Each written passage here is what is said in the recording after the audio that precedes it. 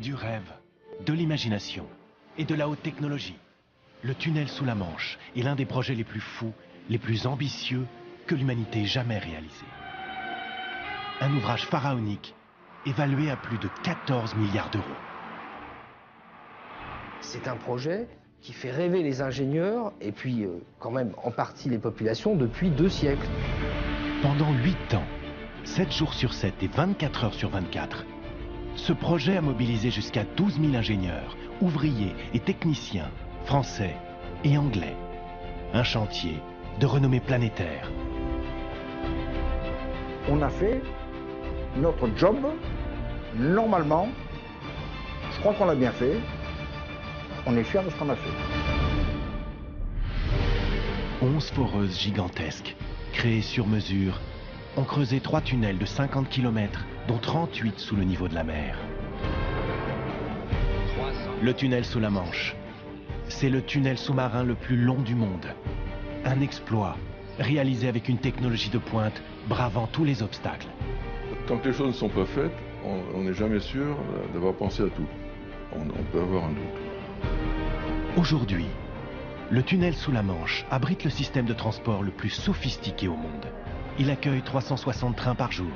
L'Eurostar relie les gares de Paris et Londres en seulement 2h15. Les navettes peuvent transporter 180 voitures en 35 minutes de l'autre côté de la Manche. Le tunnel a rapproché les peuples. Il a changé la face de l'Europe.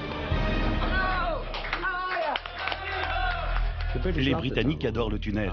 Ils ne l'admettront jamais, mais ils l'utilisent par millions. Mais pour en arriver là, il a fallu l'acharnement, la passion et l'inventivité de milliers d'hommes des 2 côtés de la Manche. Nous avons rencontré les bâtisseurs de ce chantier hors du commun, ceux qui l'ont vécu de l'intérieur. Des ingénieurs comme Michel Lévy ou son homologue britannique Guy Lance. Des politiques comme l'ancien ministre Jean Auroux et le haut fonctionnaire John Moulton. Les ouvriers qui ont réalisé la première jonction et marqué l'histoire, Graham Fagg et Philippe Cosette. Et aussi le chef du chantier français, Pierre Matron, surnommé le Pharaon. Ensemble, ils ont traversé de nombreux obstacles. Panne de matériel, pression des financiers, retard de livraison et inondations. Ce sont ces hommes qui vont nous raconter l'exceptionnelle aventure humaine et technologique du tunnel sous la Manche, le chantier du siècle.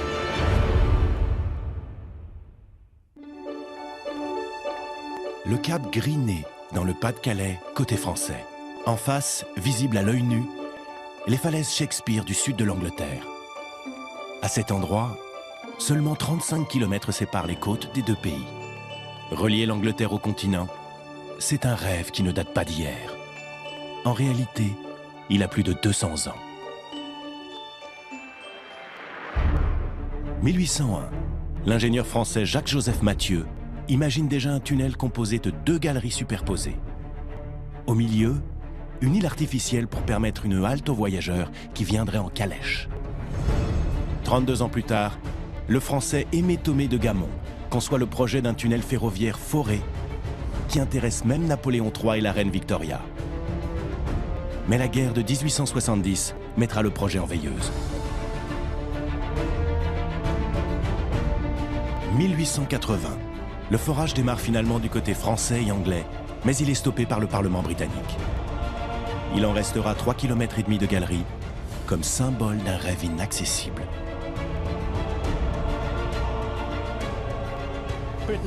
La Grande-Bretagne a été contre le tunnel pendant plus de 200 ans, pour des raisons diverses et variées. Tout d'abord, les Anglais avaient peur pour leur défense militaire. Il ne faut pas oublier que nous sommes un peuple insulaire. Au cours du dernier siècle, à chaque fois que les gens traversaient la Manche, c'était pour se faire la guerre. La France et l'Angleterre, les 2 ennemis héréditaires qui se regardent avec respect et méfiance depuis des siècles. Le lien fixe avec le continent apparaît d'abord comme un enjeu culturel et politique, avant d'être un défi technique. Je pense qu'on a eu raison d'attendre jusqu'à la fin du XXe siècle pour construire le tunnel. Je ne suis pas sûr qu'on aurait pu réaliser ce projet au XIXe. D'un point de vue technique, il était possible de creuser le tunnel, mais est-ce qu'il aurait été suffisamment sûr? Ça, c'est une autre question. De plus, nous savons que le tunnel est très grand. Les travaux auraient nécessité un grand investissement financier et aussi des recettes pour qu'il soit rentable. Mais à l'époque, les gens ne voyageaient pas autant qu'aujourd'hui. Au total, depuis 200 ans, 139 projets de lien fixe entre la France et la Grande-Bretagne ont vu le jour. Sans résultat. Il faudra attendre les années 80 et la rencontre d'un couple franco-britannique improbable pour que le rêve devienne réalité. «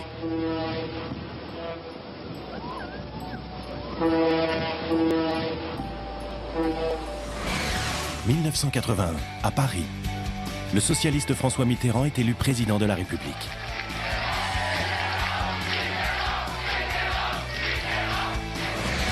De l'autre côté de la Manche, Margaret Thatcher, fer de lance du néolibéralisme, est au pouvoir depuis 2 ans. Au départ, tout oppose ces deux géants politiques. Pour le premier sommet franco-britannique qui arrive très vite après l'élection de François Mitterrand, le menu est quand même très mince, quoi. Quel sujet va-t-on pouvoir aborder? La carte est réduite et on en vient à parler du tunnel sous la Manche. La seule chose positive qu'on pouvait dire pendant ce sommet au sujet du tunnel, c'était que les gouvernements allaient réexaminer la question. Mais on savait très bien qu'il n'y avait aucune chance que le tunnel se fasse.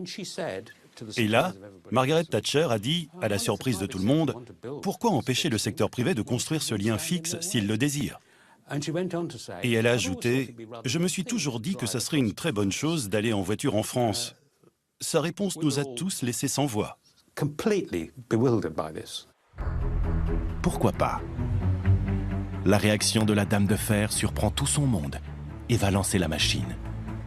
Avec toutefois une condition non négociable. Le projet doit être financé entièrement par des fonds privés. Je vous remercie.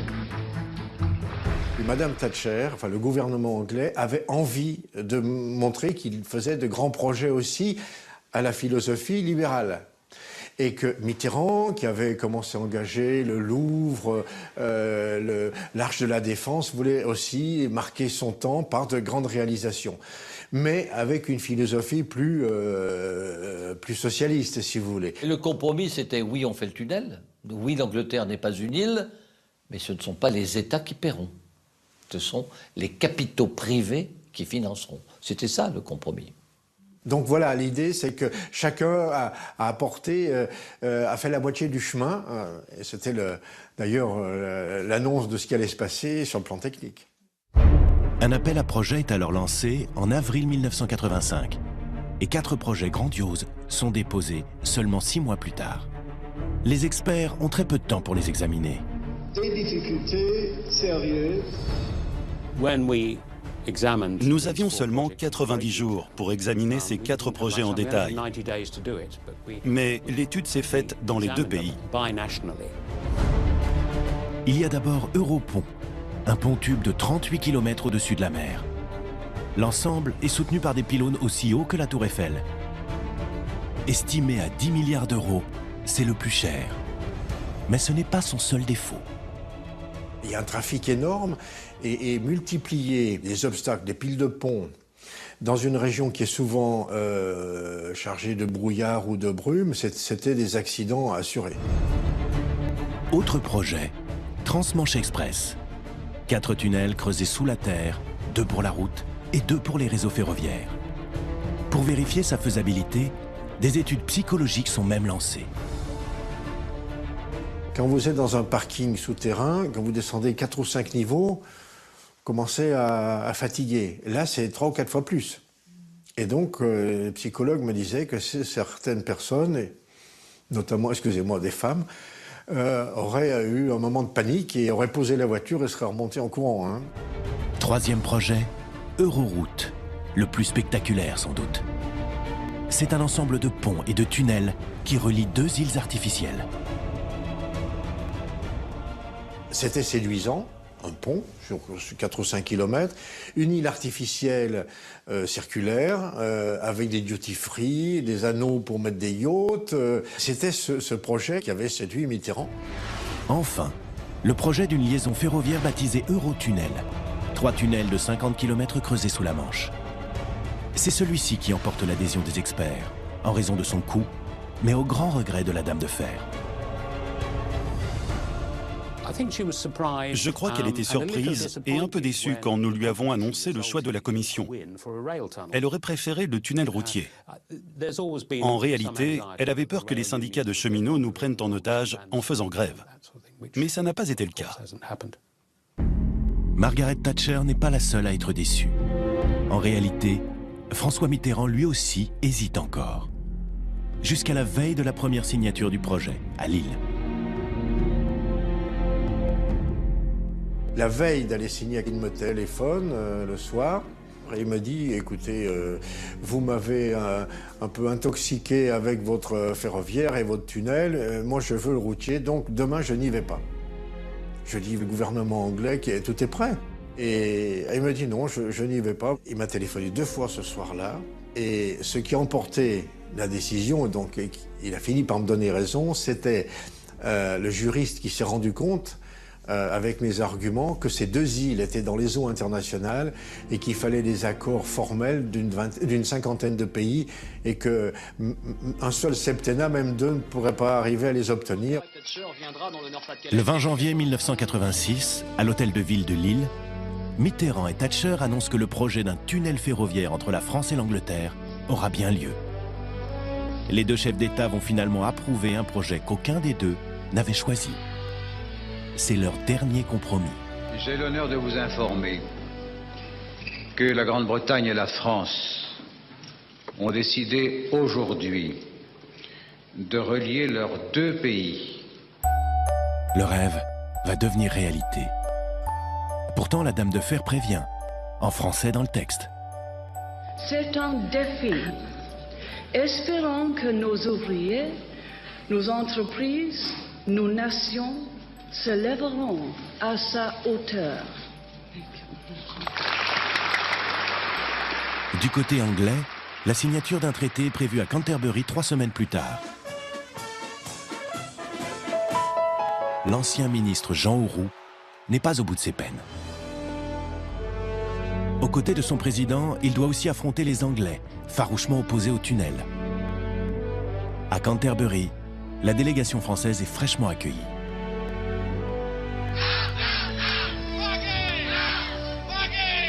J'en ai une que j'ai gardée à l'esprit quand même. La banderole disait Hitler nous a épargnés, Auroux va nous massacrer. Alors j'avoue qu'être comparé à Hitler, c'est difficile, mais à son désavantage, c'est vraiment très, très désagréable. Malgré toutes ces adversités, le projet est signé. Et la pression est grande. Car le tunnel, entièrement financé par des fonds privés, devra être réalisé dans les délais fixés par les investisseurs. Pas droit à l'erreur. Chaque retard coûtera des milliards de francs. Les banques, surtout, étaient très inquiètes pour d'éventuels dépassements de temps. Donc, elles nous mettaient une pression considérable. Au départ, les entreprises qui avaient conçu le projet avaient annoncé qu'il fallait 7 ans pour construire le tunnel. Certains des investisseurs trouvaient ça trop long. Alors ils ont dit, il faut faire plus vite.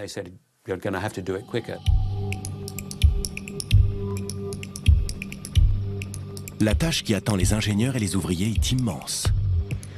Le tunnel, ce sont 3 voies de 50 km, dont 38 sous la mer. 2 voies ferroviaires pour des trains à grande vitesse. Et au milieu, la galerie de service, reliée par des rameaux de communication. Invention originale, elle sert à l'entretien des tunnels, à la ventilation, mais aussi de sortie de secours. 2 énormes crossovers, aussi grands que des cathédrales, doivent permettre aux trains de changer de voie en cas de travaux ou d'accidents. Parallèlement au tunnel, 2 gigantesques terminaux doivent être construits, à Coquelles du côté français et à Folkestone du côté anglais. Un chantier aux dimensions hors du commun, risqué pour les bâtisseurs. C'est là le propre du métier des travaux publics et des tunnels en particulier, c'est que, je dirais, on vend un saucisson qu'on ne connaît pas, parce qu'on n'est pas allé sous la mer encore. Les risques pour un tunnel qui passe sous la mer sont beaucoup plus grands, tout simplement parce qu'il y a plus d'eau. Et s'il y a des inondations, les conséquences sont beaucoup plus catastrophiques. Il y a eu des cas d'inondations, notamment dans le premier tunnel subaquatique du monde, le tunnel qui passe sous la Tamise. Il y a eu au moins 2 inondations graves. Sauf que dans le cas du tunnel sous la Manche, c'est la mer qui se trouve au-dessus. Le premier défi de taille est celui des géologues. Il faut déterminer la couche géologique la plus adaptée pour le forage. Les ingénieurs vont opter pour un tracé dans la craie bleue, imperméable et idéal pour le forage. Elle est située à 100 mètres du niveau de la mer, entre une couche d'argile et une couche de craie blanche. Ça, c'est des craies qui sont très perméables, donc avec beaucoup de venue d'eau. Donc gros problème, donc la bonne couche, c'était la craie bleue. Et si on veut rester le plus longtemps possible dans la craie bleue sans être trop profond sous le détroit, ben c'est ce tracé-là qui est le meilleur. Alors concevoir le tracé, c'est une tâche très compliquée. Il faut en fait se faufiler dans la couche de craie bleue, mais entre les forages qui ont déjà été faits, et il y en avait une bonne centaine. Les forages plus anciens étaient très mal connus, et généralement ils n'étaient pas rebouchés. Donc il fallait les éviter, parce qu'on risquait de se retrouver directement en communication avec la mer. Et ça pouvait présenter un risque important pour le chantier. 1986, le coup d'envoi est donné.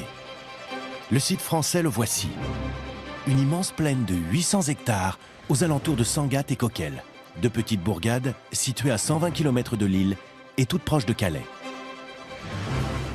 Ce qui était encore il y a quelques mois des pâturages isolés devient le théâtre d'un chantier titanesque. Les travaux sont assurés par un consortium franco-anglais appelé TML. Ici, tout se fait dans la démesure. Et d'abord les hommes. Conducteurs d'engins, grutiers, géomètres, mécaniciens, fraiseurs, maçons, terrassiers, soudeurs, électriciens, sans oublier les cuistots. Qu'ils soient ouvriers ou ingénieurs, en tout plus de 200 métiers sont représentés. Le projet apporte jusqu'à 5000 emplois du seul côté français. Une bénédiction pour la région du Nord-Pas-de-Calais, sinistrée par le chômage. Alors ici, c'est l'enthousiasme. D'autant que le chef du chantier, Pierre Matron, choisit de jouer la carte locale. On a décidé que ce chantier serait ancré dans le tissu local et régional. C'est-à-dire que ce chantier, ça serait le chantier du Nord-Pas-de-Calais. On avait prévu d'embaucher 75% de personnes sur place. On est arrivé à 95%. Pourquoi 95%? Parce qu'on avait décidé en même temps de travailler avec les collectivités territoriales, avec le conseil général, avec le conseil régional, avec les communes. Et ensemble, on a mis un plan de formation ambitieux. Les travaux du tunnel sous la Manche peuvent commencer. Tout est organisé autour d'un puits aux dimensions hors normes, le puits de Sangatte. Profond de 68 mètres et large de 55, il pourrait engloutir à lui seul l'Arc de Triomphe. C'est le poumon de tout le système. Côté français, tout doit passer par ici. Hommes, machines, béton et bientôt les rails. Mais le puits de Sangatte attend ses stars. Des machines extraordinaires au cœur de tout le projet. Ce sont les tunneliers, des énormes engins pesant jusqu'à 1200 tonnes, conçus pour broyer la craie bleue de la Manche à raison de 500 mètres par mois. Ils ont été construits sur mesure aux États-Unis et au Japon. Coût de chaque machine, 50 millions d'euros. Ils deviendront l'emblème de ce chantier du siècle. Je me souviens, quand le premier tunnelier va arriver, il arrive par la mer, il arrive des États-Unis, et il y a des centaines de personnes sur le port de Calais qui assistent au débarquement du tunnelier qui se fera en 48 heures. Et là, les gens se disent, oui, cette fois-ci, ça y est, quoi. Puisque la machine est là, qu'elle coûte des millions, c'est pas possible, cette fois-ci, ça y est. Les tunneliers sont descendus pièce par pièce par le puits de Sangatte et sont ensuite assemblés. 6 du côté anglais, 5 du côté français. Ils doivent forer plus de 150 km de tunnels et de galeries. 3 tunneliers opèrent sous la mer. Les autres creusent la liaison vers les terminaux d'embarquement.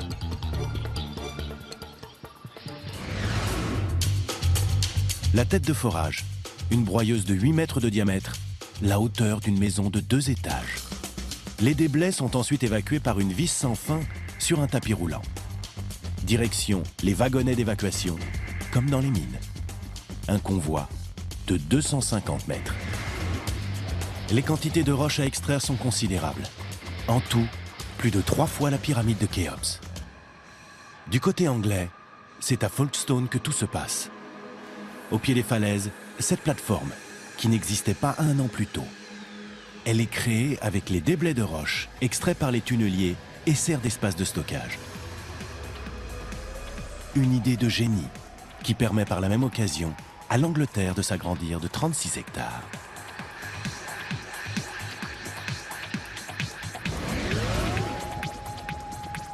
De part et d'autre du Pas-de-Calais, les équipes foncent. Elles creusent maintenant sous le niveau de la mer. Et les hommes le savent, toute erreur sera fatale.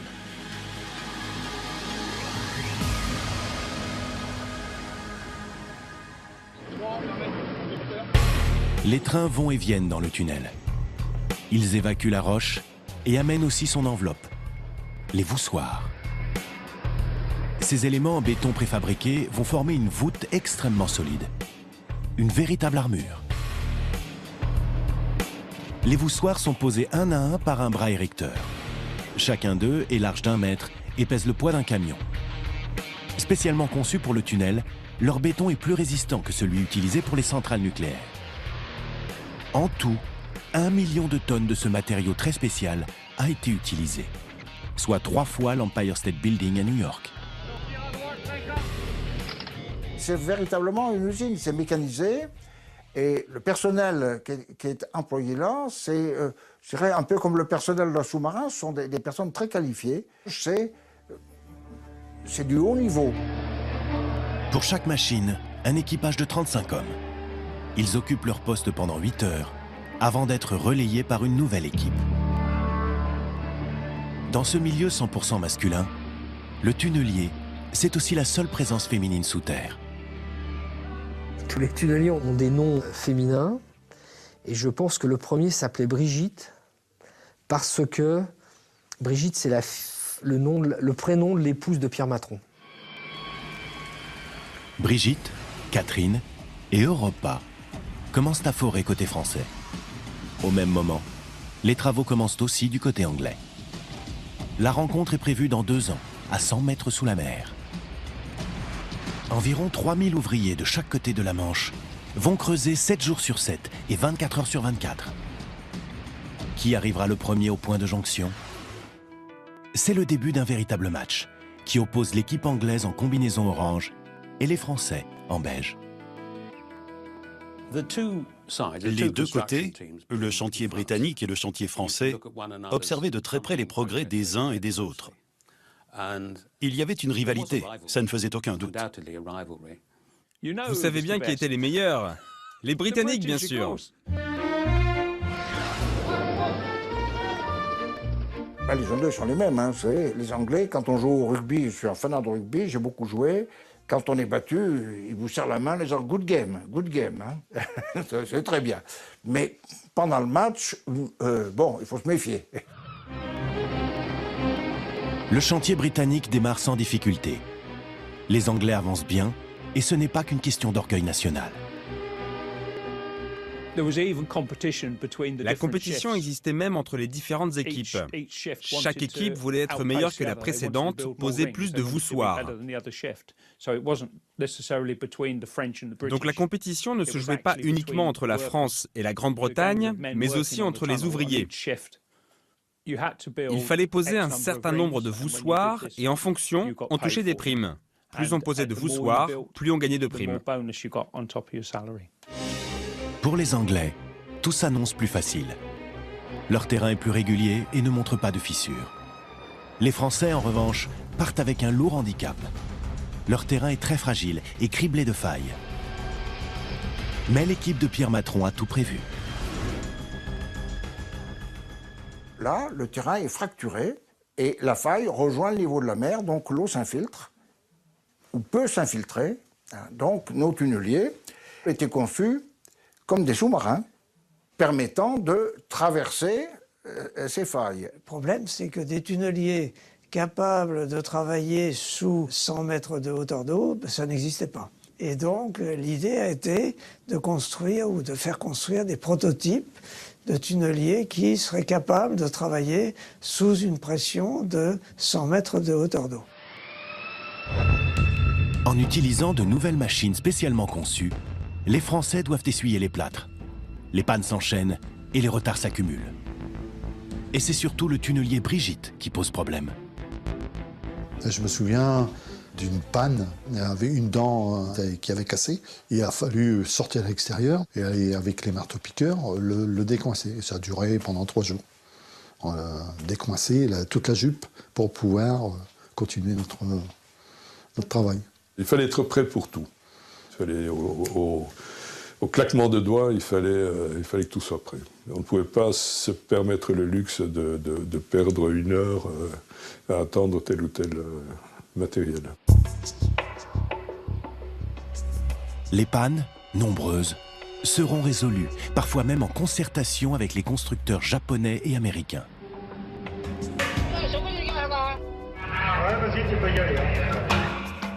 Du côté français, on avance dans la douleur, lentement, mais sûrement. Et ces tunneliers, ils auraient pu aller jusqu'en Angleterre, jusqu'à Douvres, sans problème. Alors que l'inverse, c'était pas vrai. Parce que les tunneliers anglais ont été conçus, à juste raison, pour travailler essentiellement dans la craie bleue, la craie homogène, sans faille. Un terrain réputé facile. Au bout d'1 an, un premier bilan. Les Anglais ont progressé de 4 km et les Français d'1 seul. Mais voilà, gros coup de frayeur du côté anglais. Contre toute attente, de l'eau s'infiltre dans le tunnel. Malheureusement, la mer n'était pas uniquement au-dessus de nos têtes. L'eau rentrait aussi dans le tunnel. Parfois, on avait de l'eau jusqu'aux genoux. Le bas de nos tunneliers était complètement ouvert. Alors, quand l'eau a commencé à s'infiltrer dans le tunnel, ça posait un gros problème, parce que les machines risquaient de se retrouver inondées. Il fallait donc trouver un moyen pour rendre les machines étanches. L'ensemble du système électrique de nos tunneliers était en danger.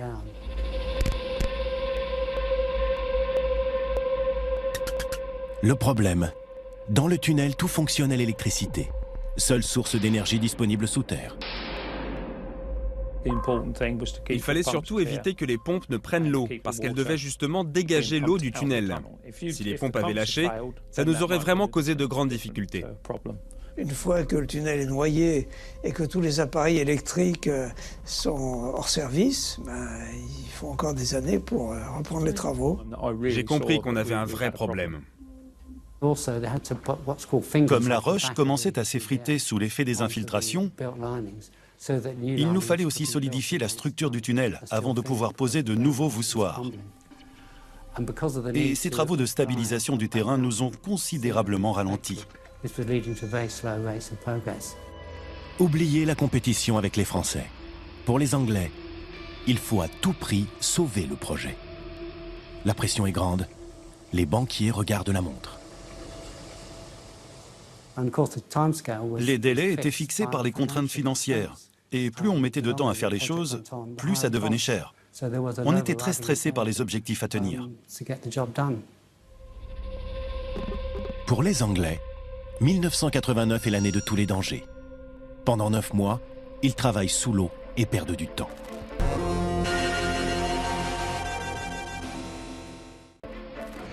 En juin 1990, c'est enfin le soulagement. Le terrain devient plus sec, le tunnel est sauvé. Mais plus droit à l'erreur. Il leur reste encore 6 mois pour faire plus de 4 km et arriver enfin au point de jonction. Mais derrière les machines, il y a surtout les hommes. Solidaires et passionnés par le chantier, Ils partagent les bons moments et les galères à 100 mètres sous la mer. Comme dans les mines, les ouvriers accrochent leurs vêtements dans la salle des pendus.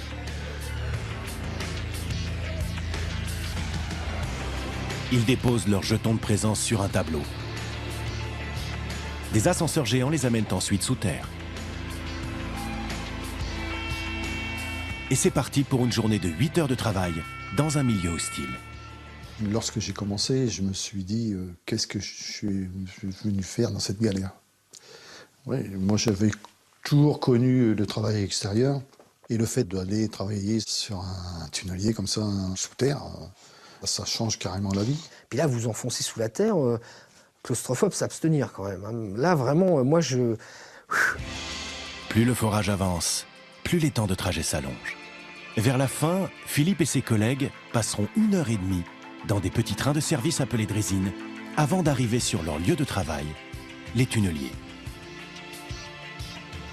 Ça travaille en 3-8, vous savez, il fait très très chaud dans le fond. Il nous arrivait souvent de travailler à une température supérieure à 30 degrés. On bosse beaucoup parce que les cadences sont très fortes. On était à 30 degrés et on remontait en surface et on pouvait en plein hiver remonter à -10. Donc ça faisait des grosses transitions de température. Et je me souviens, même lorsqu'on arrivait en surface, on fumait, nous. On fumait de vapeur. Une cadence d'enfer, sous des températures élevées. Les conditions de travail sont les mêmes côté français et anglais, à quelques différences près. J'étais frappé par les différences entre les deux chantiers. En Grande-Bretagne notamment, les ouvriers portaient des uniformes de mineurs. Ils étaient orange et moches. On aurait dit des pyjamas de bébé. Ils n'avaient ni le droit de fumer, ni le droit de boire, en fait. Ils pouvaient être licenciés s'ils étaient pris sur le fait. Du côté français, en revanche, c'était complètement différent. Les uniformes français avaient été spécialement conçus. Ils étaient très saillants, avaient des bandes bleues et rouges. Je crois que les ouvriers avaient droit à 25 centilitres de vin tous les jours. Et la cigarette était presque obligatoire. C'était comme ça. Vin et cigarettes pour les Français. Tea time pour les Anglais. Malgré les différences culturelles, l'enthousiasme est le même sur les deux chantiers. Ils ont vraiment eu l'impression non seulement de travailler, ça c'est pas une impression, ils ont vraiment travaillé, mais ils ont eu le sentiment plutôt que l'impression, ils ont eu le vrai sentiment justifié de vivre une aventure hors norme. C'est aussi ça le chantier du siècle dont on parlait, c'est que les gens sont pris, les gens qui le font sont aussi pris dans l'accomplissement de ce rêve. L'accomplissement du rêve justement est dans toutes les têtes. La jonction va-t-elle se faire à 100 mètres sous la mer, à l'endroit et au moment prévu?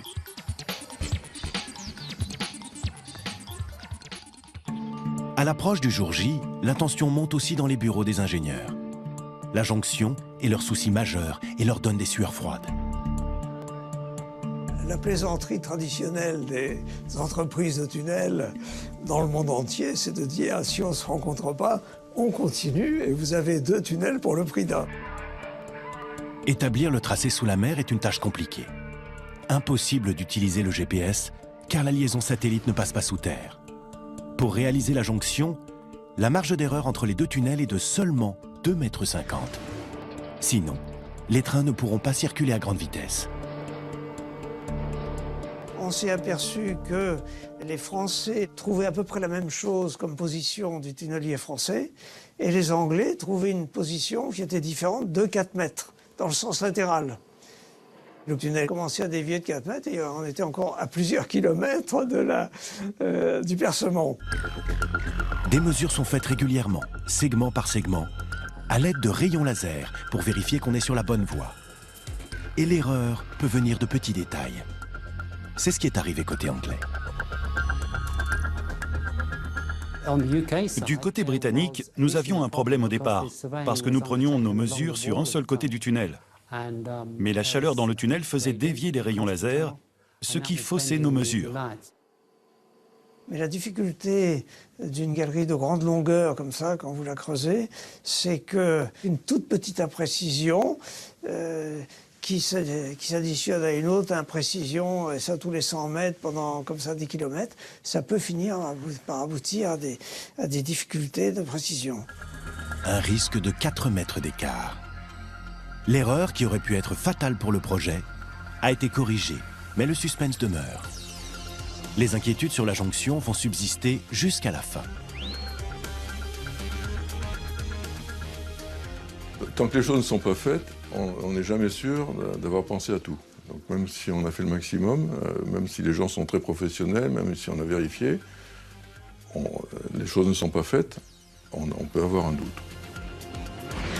Décembre 1990, au bout de 2 ans de forage, c'est l'instant de vérité. Les deux équipes vont-elles se rejoindre sous la mer? Et surtout, l'écart maximum de 2,50 m sera-t-il respecté? 15 jours avant la première jonction, hein, c'est la jonction historique que j'ai vécue, 15 jours avant, on me disait vous n'allez pas y arriver. Pour se mettre à l'abri des mauvaises surprises, les ingénieurs décident de faire un test, à 80 mètres du point de jonction. On a fait un forage qui a permis de s'assurer de la position des deux tunnels. Ça y est, on a trouvé les Anglais, ils sont là, juste en face de nous, à quelques 100 mètres. C'est ça qui nous a vraiment rassurés. Quelques semaines de travail encore, et les deux monstres d'acier aux couleurs de la France et de la Grande-Bretagne sont enfin face à face, séparés par quelques centimètres de roche. Après 2 ans de travail acharné, les deux équipes retiennent leur souffle.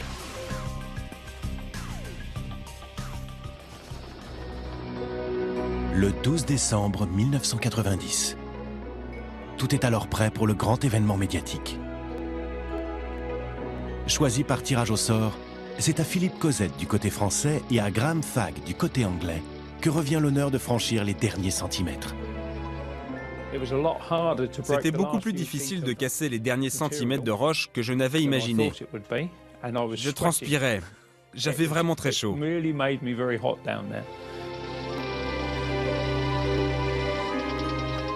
Ensuite, nous avons ouvert un petit trou. J'étais très heureux de voir Philippe. Et à ce moment-là, donc, j'aperçois Graham.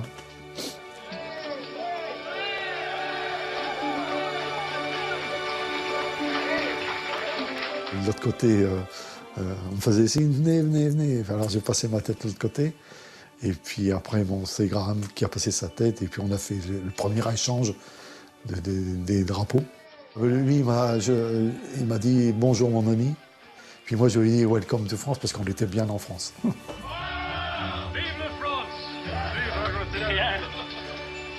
Ça, c'était beaucoup de bonheur, ouais, beaucoup de fierté. Oh, la foule criait de joie. Tout le monde applaudissait. C'était vraiment extraordinaire. Plusieurs avaient la larme à l'œil. Certains ont prétendu que c'était le courant d'air, l'air britannique qui les avait frappés. J'ai eu une petite poussière qui venait d'Angleterre dans l'œil, quoi. Voilà, je pense que c'est ça. La première jonction sous la mer était merveilleuse. C'était une journée très stressante et chargée d'émotions. Mais cet événement a vraiment changé le regard de tout le monde sur ce projet. On l'avait finalement, ce tunnel. Et désormais, on pouvait aller de Grande-Bretagne en France par la terre ferme. Pour les bâtisseurs, le pari est gagné.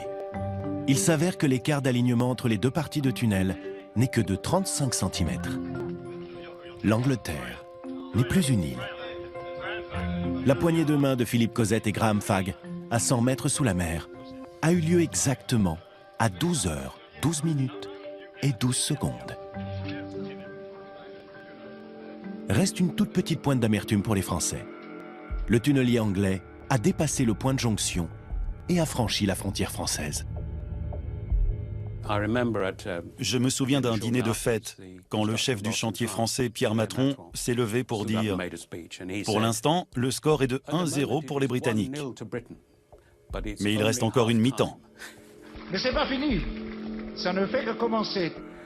Et en effet, le prochain tunnelier à franchir la frontière était français.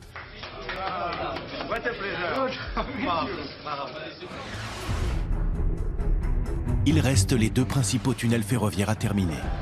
6 mois plus tard, la jonction se fait dans le tunnel nord avec l'arrivée du tunnelier Europa. Pour la jonction du tunnel sud, les deux équipes arrivent en même temps. À chaque fois, c'est l'occasion de comparer les scores.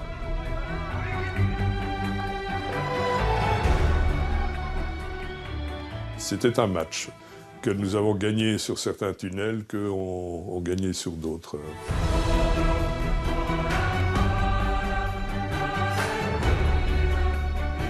Résultat de la compétition franco-anglaise, 87 km de tunnel pour les Britanniques. Ils sont à 6 km de leur objectif initial. Les Français, eux, ont creusé 64 km, soit 6 de plus que prévu. Les machines sont à bout de souffle. Trop usées pour creuser davantage, certaines sont enterrées sur place et les autres partent à la casse. Le forage des 3 tunnels s'est achevé avec 3 jours d'avance sur le premier échéancier établi en 1985. Un chapitre important de l'extraordinaire aventure se termine. Mais c'est loin d'être fini. D'autres défis attendent encore les bâtisseurs.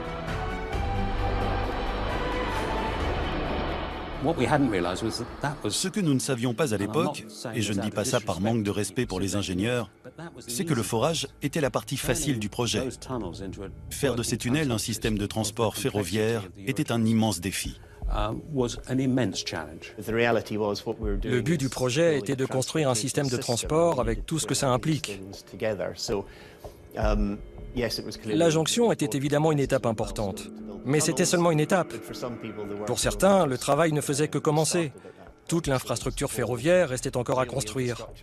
Les systèmes de sécurité, les systèmes de refroidissement, le système anti-incendie. Bref, il restait encore plein de choses à faire. On avait complètement sous-estimé la difficulté et les coûts.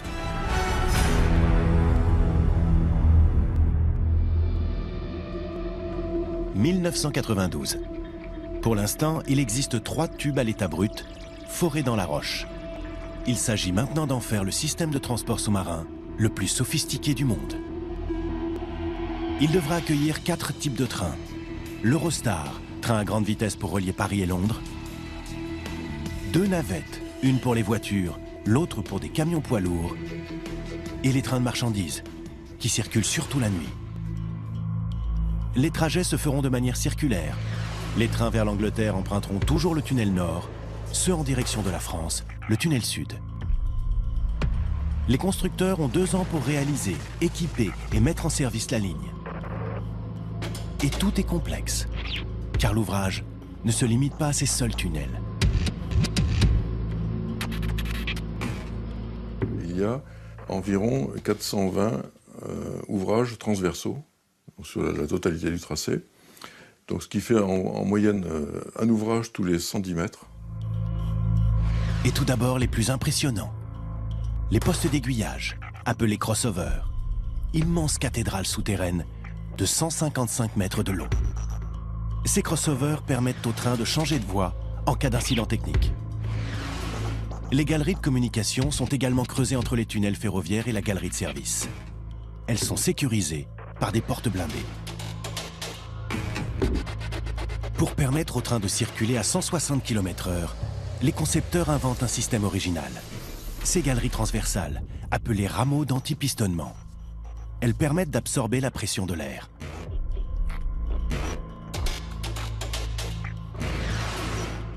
Entre un train qui circule à l'air libre et un train qui circulerait dans un tunnel sans rameaux de pistonnement, le rapport des puissances nécessaires est de 1 à 4. Si vous créez des rameaux de pistonnement, vous divisez par 2 la puissance nécessaire. L'équipement électromécanique du tunnel va se dérouler sur 2 ans. C'est une tâche considérable pour les ingénieurs et les ouvriers. Les mots d'ordre, modernité, vitesse et sécurité.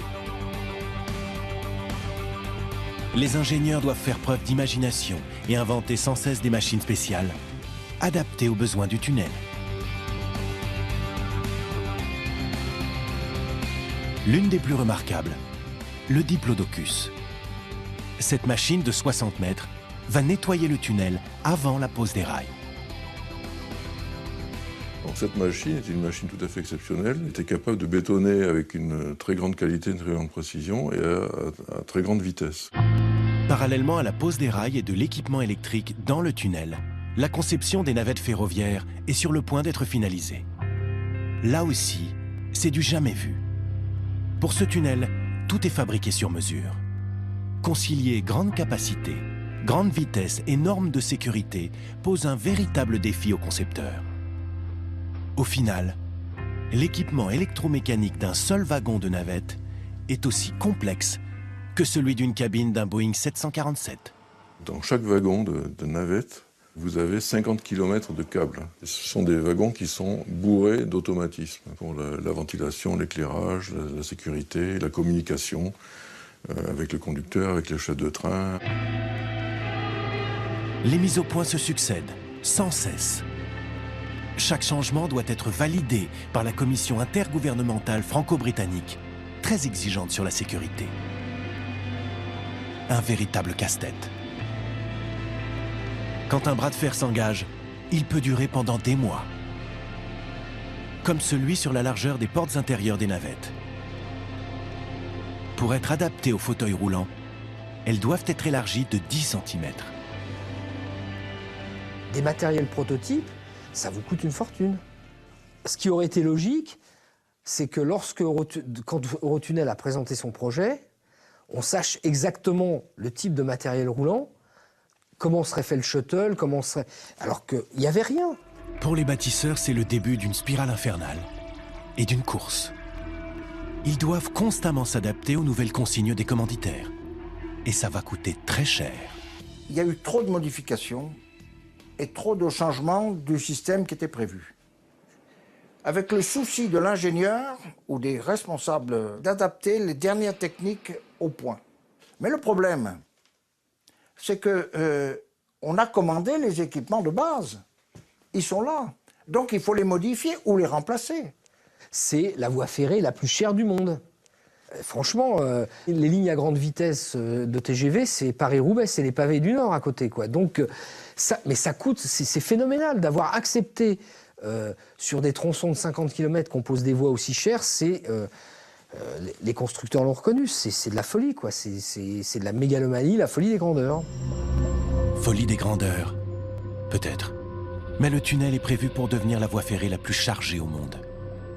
Toujours est-il que la course à la modernité entraîne des retards considérables et pose des soucis logistiques aux bâtisseurs.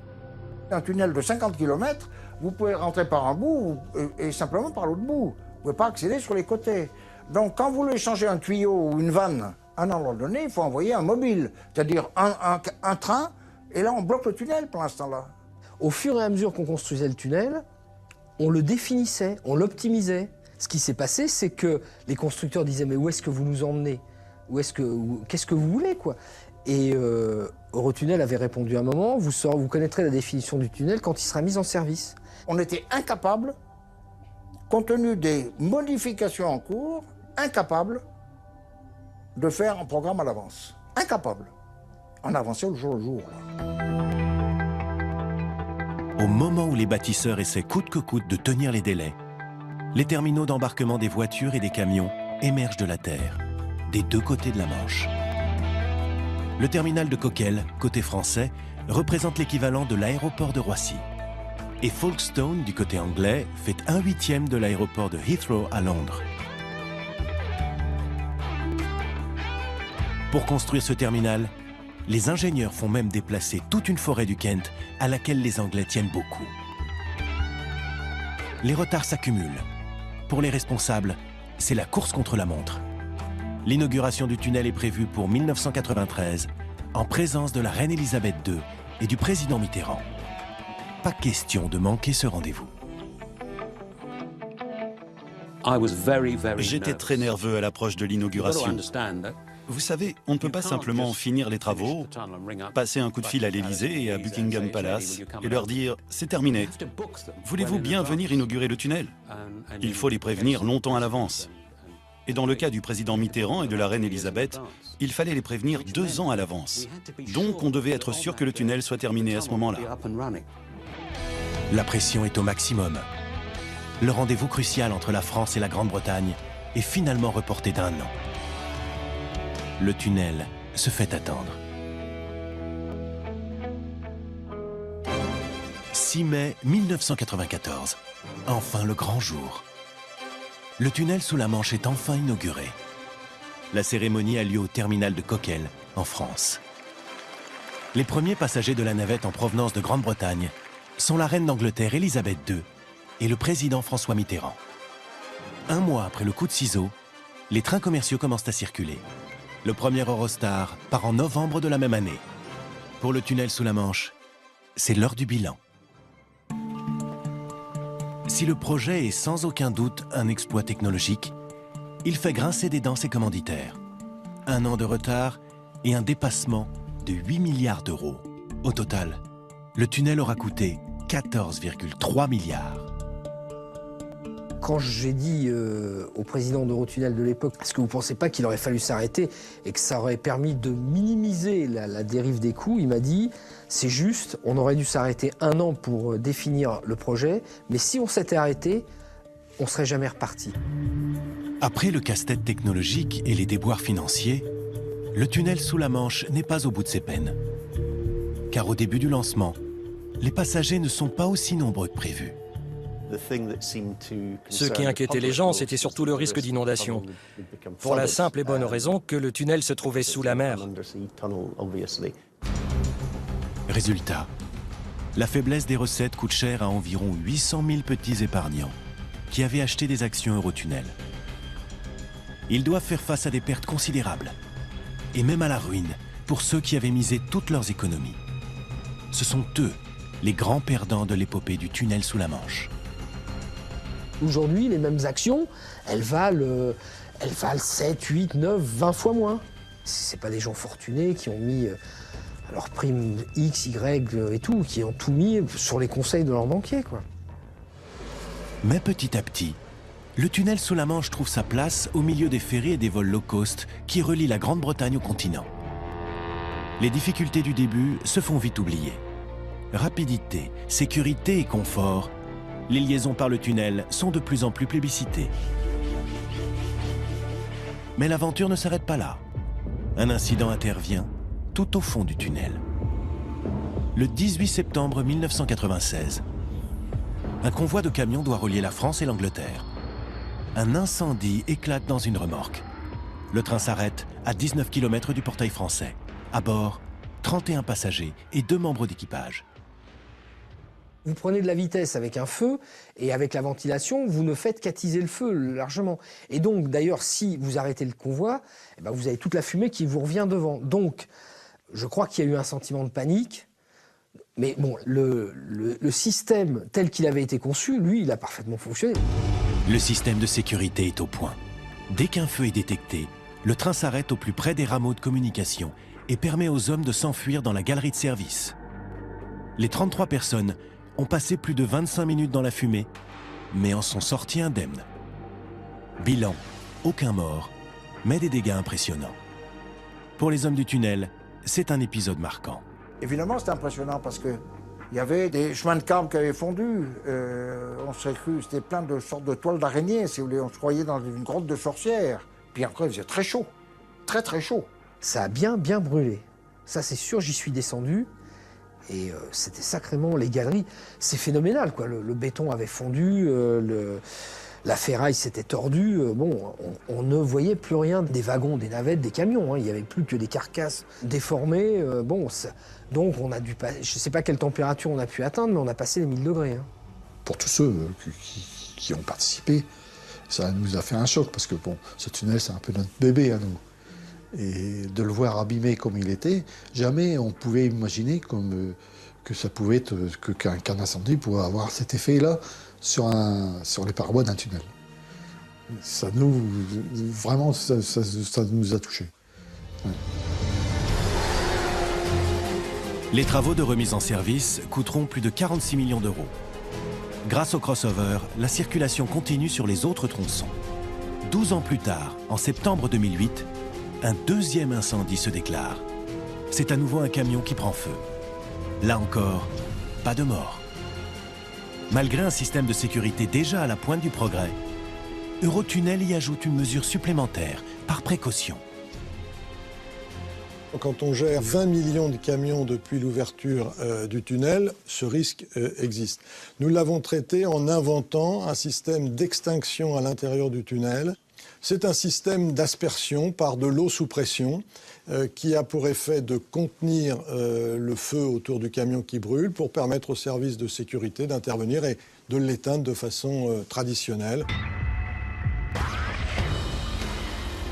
Aujourd'hui, plus de 200 ans après les premiers projets, le tunnel est devenu le tronçon ferroviaire le plus sûr et le plus fréquenté au monde. Il a survécu à des réticences politiques, des inondations, des retards de fabrication, des difficultés financières et même à 2 incendies. Et depuis l'année 2006, Eurotunnel fait des bénéfices. Le tunnel a radicalement modifié le paysage, surtout du côté français. Il faut dire que le projet est arrivé à un moment stratégique de l'histoire du Nord-Pas-de-Calais. Il a permis à la région de relever la tête. Au moment où la partie anglaise et la partie française se rejoignent sous la mer, sous la Manche, on extrait à quelques kilomètres de là la dernière gaillette de charbon. Ça veut dire que le nord industriel s'efface dans la douleur et qu'arrive au moment du tunnel ce que Pierre Mauroy a appelé le nouveau nord. Eurotunnel, c'est une société qui fait aujourd'hui qui a 2200 salariés, dont une large partie est en France. C'est pas rien quand même pour la région de Calais. Grâce au tunnel, le Nord-Pas-de-Calais est devenu la seule région française à avoir 2 gares internationales. L'île Europe et la gare de Fréthun-Calais, desservie par l'Eurostar. Le centre Rallye est aujourd'hui le 3e quartier d'affaires de France, après La Défense à Paris et la Part-Dieu à Lyon. C'est l'île, en quelque sorte, qui sort grande gagnante du tunnel sous la Manche. Et dans une région, lorsque la principale ville devient métropole, on peut considérer qu'il y a progrès, avancée, optimisme. En 20 ans, plus de 300 millions de personnes et 55 millions de véhicules ont été transportés par ce serpent des mers. Et ce n'est que le début. Car le tunnel est encore aujourd'hui un projet en constante évolution. Le tunnel est utilisé à peine plus que la moitié de sa capacité. 2 tiers pour nos navettes, le shuttle, 1 tiers pour les trains à grande vitesse Eurostar. Je souhaite que ceux dont c'est le métier, les opérateurs ferroviaires, saisissent cette chance extraordinaire du tunnel sous la Manche pour ouvrir des liaisons avec le Benelux, avec l'Allemagne, avec l'Espagne, avec l'Italie. Il y a un potentiel considérable. À l'avenir, le tunnel pourrait assurer des liaisons directes entre Londres et Amsterdam, Londres et Francfort, et peut-être même la Suisse. Les villes de Londres et Genève pourraient être reliées en seulement 4h30. Mais pour les bâtisseurs, le tunnel sous la Manche n'est pas seulement le meilleur système de transport au monde, il représente la fierté de 2 pays, et surtout, un exploit technologique et humain à une époque où personne n'y croyait. Il est là, le tunnel, et tout le monde trouve ça normal. C'est le projet du XXe siècle. Il n'y a rien eu de comparable ces 100 dernières années. Ça me fait chaud au cœur de savoir que beaucoup d'enfants disaient à Calais, c'est mon papa qui a fait le tunnel. Ça, pour moi, c'est une réussite formidable. Je suis entré dans l'histoire et on ne peut faire ça qu'une seule fois dans sa vie. J'ai ma petite place dans l'histoire et personne ne peut me la prendre. Je crois que c'est très important, d'abord pour moi, pour ma famille, mais aussi pour le tunnel sous la Manche. Les politiques avaient fait le papier, mais eux, ils ont fait la chose. Et c'est beaucoup plus fort.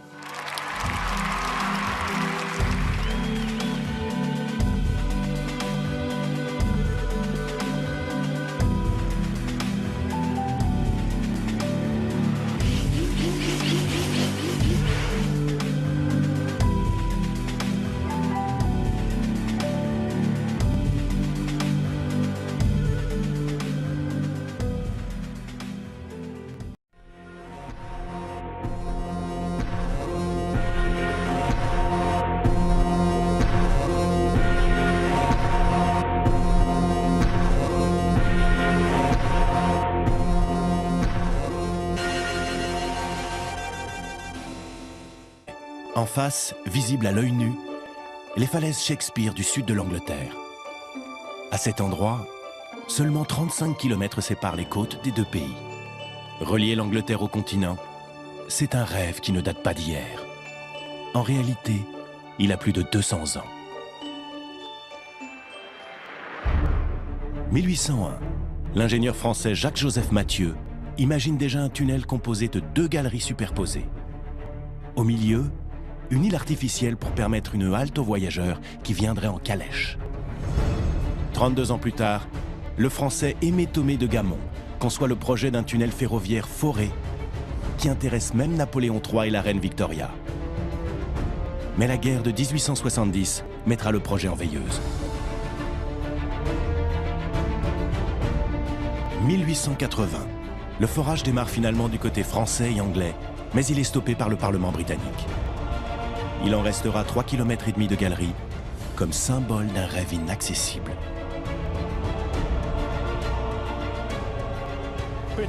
La Grande-Bretagne a été contre le tunnel pendant plus de 200 ans, pour des raisons diverses et variées. Tout d'abord, les Anglais avaient peur pour leur défense militaire. Il ne faut pas oublier que nous sommes un peuple insulaire. Au cours du dernier siècle, à chaque fois que les gens traversaient la Manche, c'était pour se faire la guerre. La France et l'Angleterre, les deux ennemis héréditaires qui se regardent avec respect et méfiance depuis des siècles. Le lien fixe avec le continent apparaît d'abord comme un enjeu culturel et politique, avant d'être un défi technique.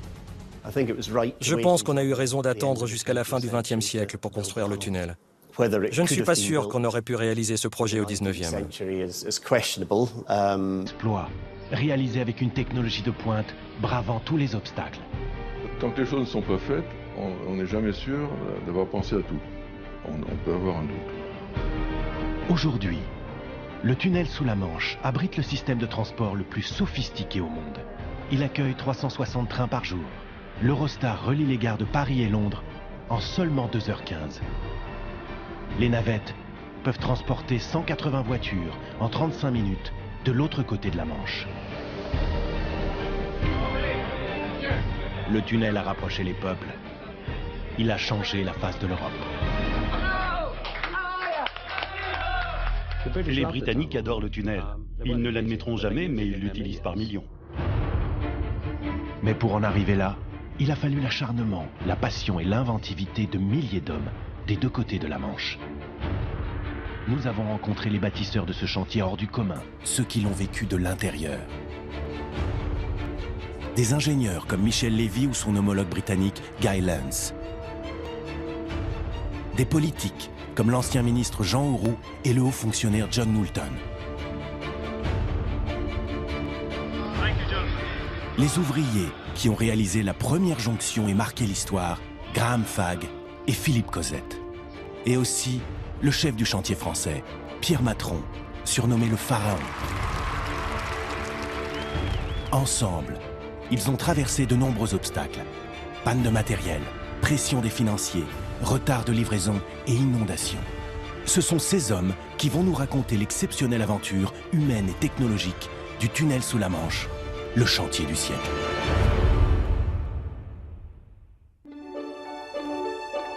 Le cap Griné, dans le Pas-de-Calais, côté français. D'un point de vue technique, il était possible de creuser le tunnel, mais est-ce qu'il aurait été suffisamment sûr? Ça, c'est une autre question. De plus, nous savons que le tunnel est très grand. Les travaux auraient nécessité un grand investissement financier et aussi des recettes pour qu'il soit rentable. Mais à l'époque, les gens ne voyageaient pas autant qu'aujourd'hui. Au total, depuis 200 ans, 139 projets de liens fixes entre la France et la Grande-Bretagne ont vu le jour. Sans résultat. Il faudra attendre les années 80 et la rencontre d'un couple franco-britannique improbable pour que le rêve devienne réalité. «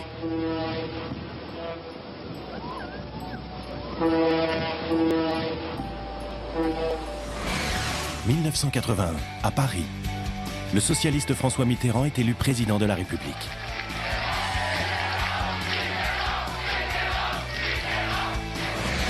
De l'autre côté de la Manche, Margaret Thatcher, fer de lance du néolibéralisme, est au pouvoir depuis 2 ans. Au départ, tout oppose ces deux géants politiques. Pour le premier sommet franco-britannique qui arrive très très vite après l'élection de François Mitterrand, le menu est quand même très mince, quoi. Quel sujet va-t-on pouvoir aborder? La carte est réduite et on en vient à parler du tunnel sous la Manche. La seule chose positive qu'on pouvait dire pendant ce sommet au sujet du tunnel, c'était que les gouvernements allaient réexaminer la question. Mais on savait très bien qu'il n'y avait aucune chance que le tunnel se fasse. Et là, Margaret Thatcher a dit, à la surprise de tout le monde, pourquoi empêcher le secteur privé de construire ce lien fixe s'il le désire? Et elle a ajouté, je me suis toujours dit que ça serait une très bonne chose d'aller en voiture en France. Sa réponse nous a tous laissés sans voix. Pourquoi pas?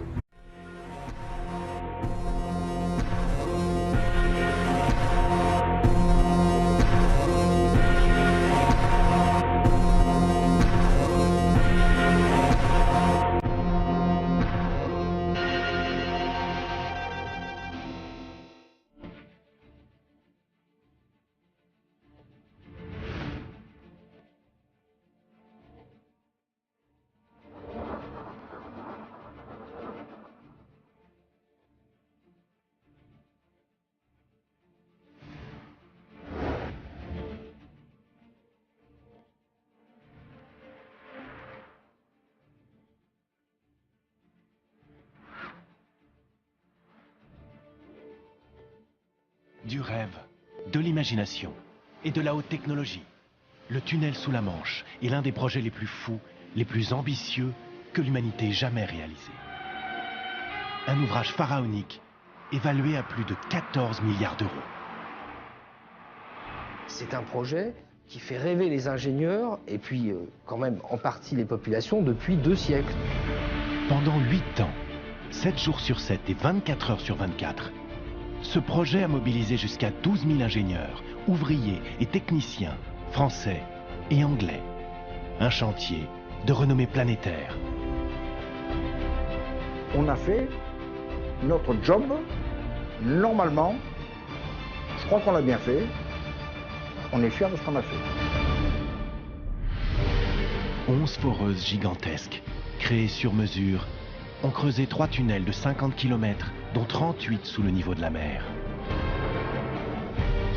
Le tunnel sous la Manche, c'est le tunnel sous-marin le plus long du monde.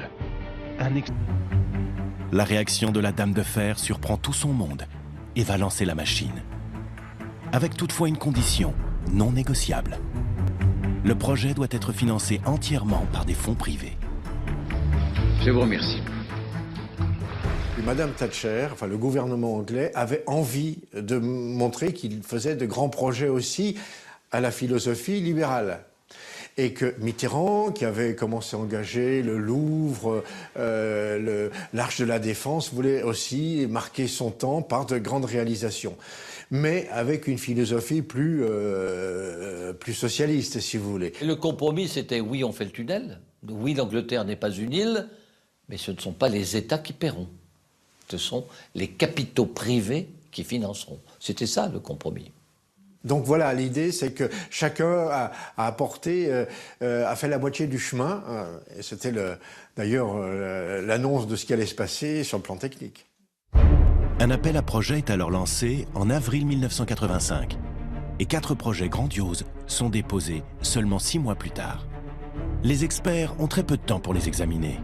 Des difficultés sérieuses. Nous avions seulement 90 jours pour examiner ces 4 projets en détail.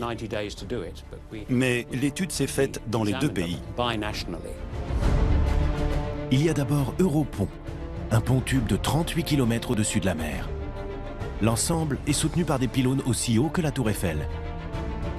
Estimé à 10 milliards d'euros, c'est le plus cher. Mais ce n'est pas son seul défaut.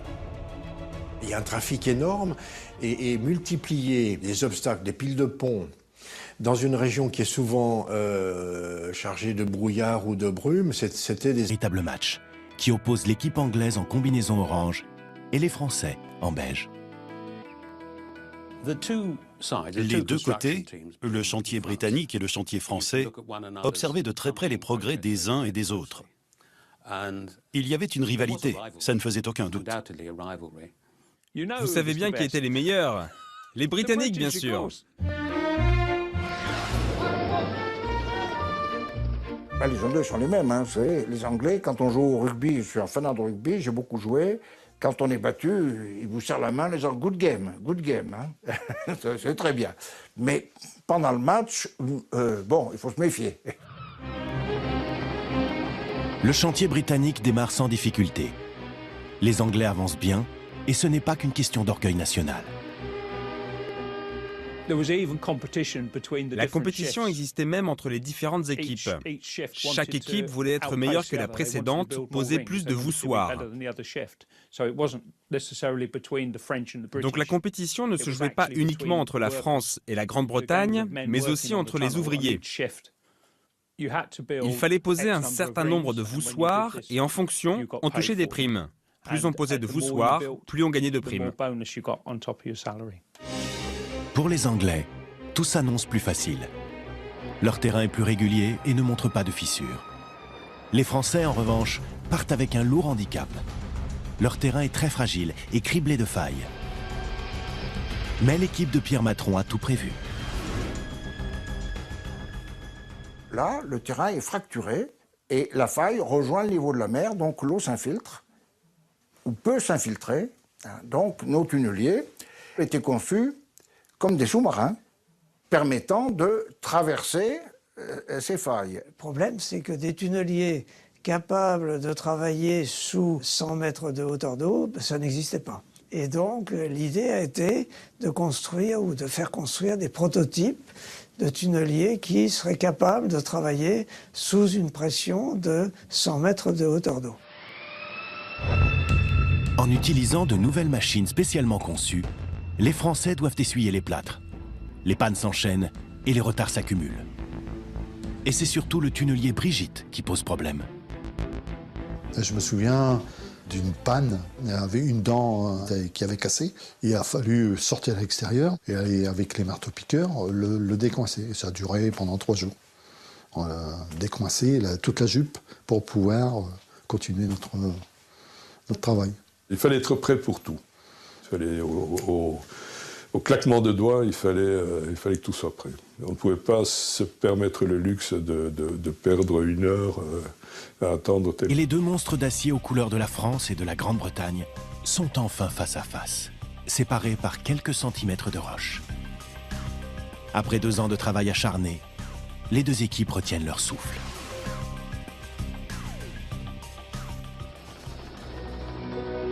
Le 12 décembre 1990. Tout est alors prêt pour le grand événement médiatique. Choisi par tirage au sort, c'est à Philippe Cosette du côté français et à Graham Fagg du côté anglais que revient l'honneur de franchir les derniers centimètres. C'était beaucoup plus difficile de casser les derniers centimètres de roche que je n'avais imaginé. Je transpirais. J'avais vraiment très chaud.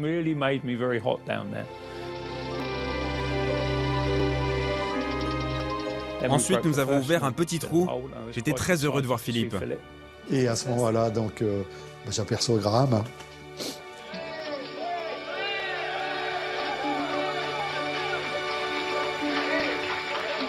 De l'autre côté, on me faisait signe, venez. Alors j'ai passé ma tête de l'autre côté. Et puis après, bon, c'est Graham qui a passé sa tête. Et puis on a fait le premier échange des drapeaux. Lui, il m'a dit « Bonjour mon ami ». Puis moi, je lui ai dit « Welcome to France » parce qu'on était bien en France.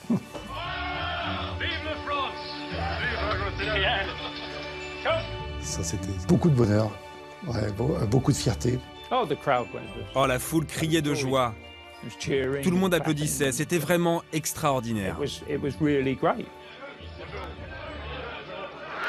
Plusieurs avaient la larme à l'œil.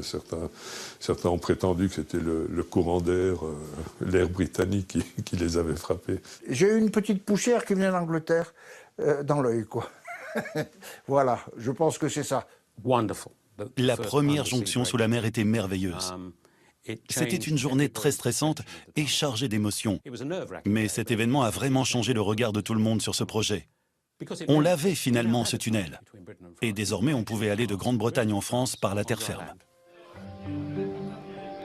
Pour les bâtisseurs, le pari est gagné.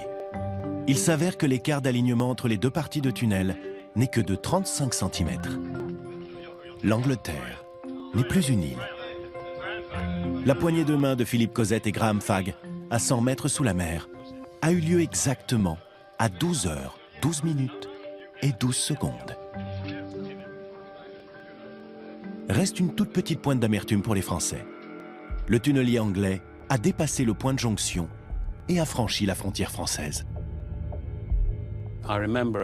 Je me souviens d'un dîner de fête, quand le chef du chantier français, Pierre Matron, s'est levé pour dire « Pour l'instant, le... » Il y a un trafic énorme et multiplier des obstacles, des piles de ponts, dans une région qui est souvent chargée de brouillard ou de brume, c'était des accidents assurés. Autre projet, Trans-Manche Express. 4 tunnels creusés sous la terre, 2 pour la route et 2 pour les réseaux ferroviaires. Pour vérifier sa faisabilité, des études psychologiques sont même lancées. Quand vous êtes dans un parking souterrain, quand vous descendez 4 ou 5 niveaux, vous commencez à fatiguer. Là, c'est 3 ou 4 fois plus. Et donc, les psychologues me disaient que certaines personnes, et notamment, excusez-moi, des femmes, auraient eu un moment de panique et auraient posé la voiture et seraient remontées en courant. Hein. 3e projet, Euroroute, le plus spectaculaire sans doute. C'est un ensemble de ponts et de tunnels qui relient 2 îles artificielles. C'était séduisant, un pont sur 4 ou 5 km, une île artificielle circulaire, avec des duty-free, des anneaux pour mettre des yachts. C'était ce projet qui avait séduit Mitterrand. Enfin, le projet d'une liaison ferroviaire baptisée Eurotunnel. 3 tunnels de 50 km creusés sous la Manche. C'est celui-ci qui emporte l'adhésion des experts, en raison de son coût, mais au grand regret de la Dame de Fer. Je crois qu'elle était surprise et un peu déçue quand nous lui avons annoncé le choix de la commission. Elle aurait préféré le tunnel routier. En réalité, elle avait peur que les syndicats de cheminots nous prennent en otage en faisant grève. Mais ça n'a pas été le cas. Margaret Thatcher n'est pas la seule à être déçue. En réalité, François Mitterrand lui aussi hésite encore. Jusqu'à la veille de la première signature du projet, à Lille. La veille d'aller signer, il me téléphone le soir et il me dit « Écoutez, vous m'avez un peu intoxiqué avec votre ferroviaire et votre tunnel, moi je veux le routier, donc demain je n'y vais pas. » Je dis « Le gouvernement anglais, tout est prêt. » Et il me dit « Non, je n'y vais pas. » Il m'a téléphoné 2 fois ce soir-là et ce qui a emporté la décision, donc il a fini par me donner raison, c'était le juriste qui s'est rendu compte avec mes arguments, que ces 2 îles étaient dans les eaux internationales et qu'il fallait des accords formels d'une 50aine de pays et qu'un seul septennat, même 2, ne pourrait pas arriver à les obtenir. Le 20 janvier 1986, à l'hôtel de ville de Lille, Mitterrand et Thatcher annoncent que le projet d'un tunnel ferroviaire entre la France et l'Angleterre aura bien lieu. Les 2 chefs d'État vont finalement approuver un projet qu'aucun des 2 n'avait choisi. C'est leur dernier compromis. Au départ, les entreprises qui avaient conçu le projet avaient annoncé qu'il fallait 7 ans pour construire le tunnel. Certains des investisseurs trouvaient ça trop long. Alors ils ont dit « il faut faire plus vite ».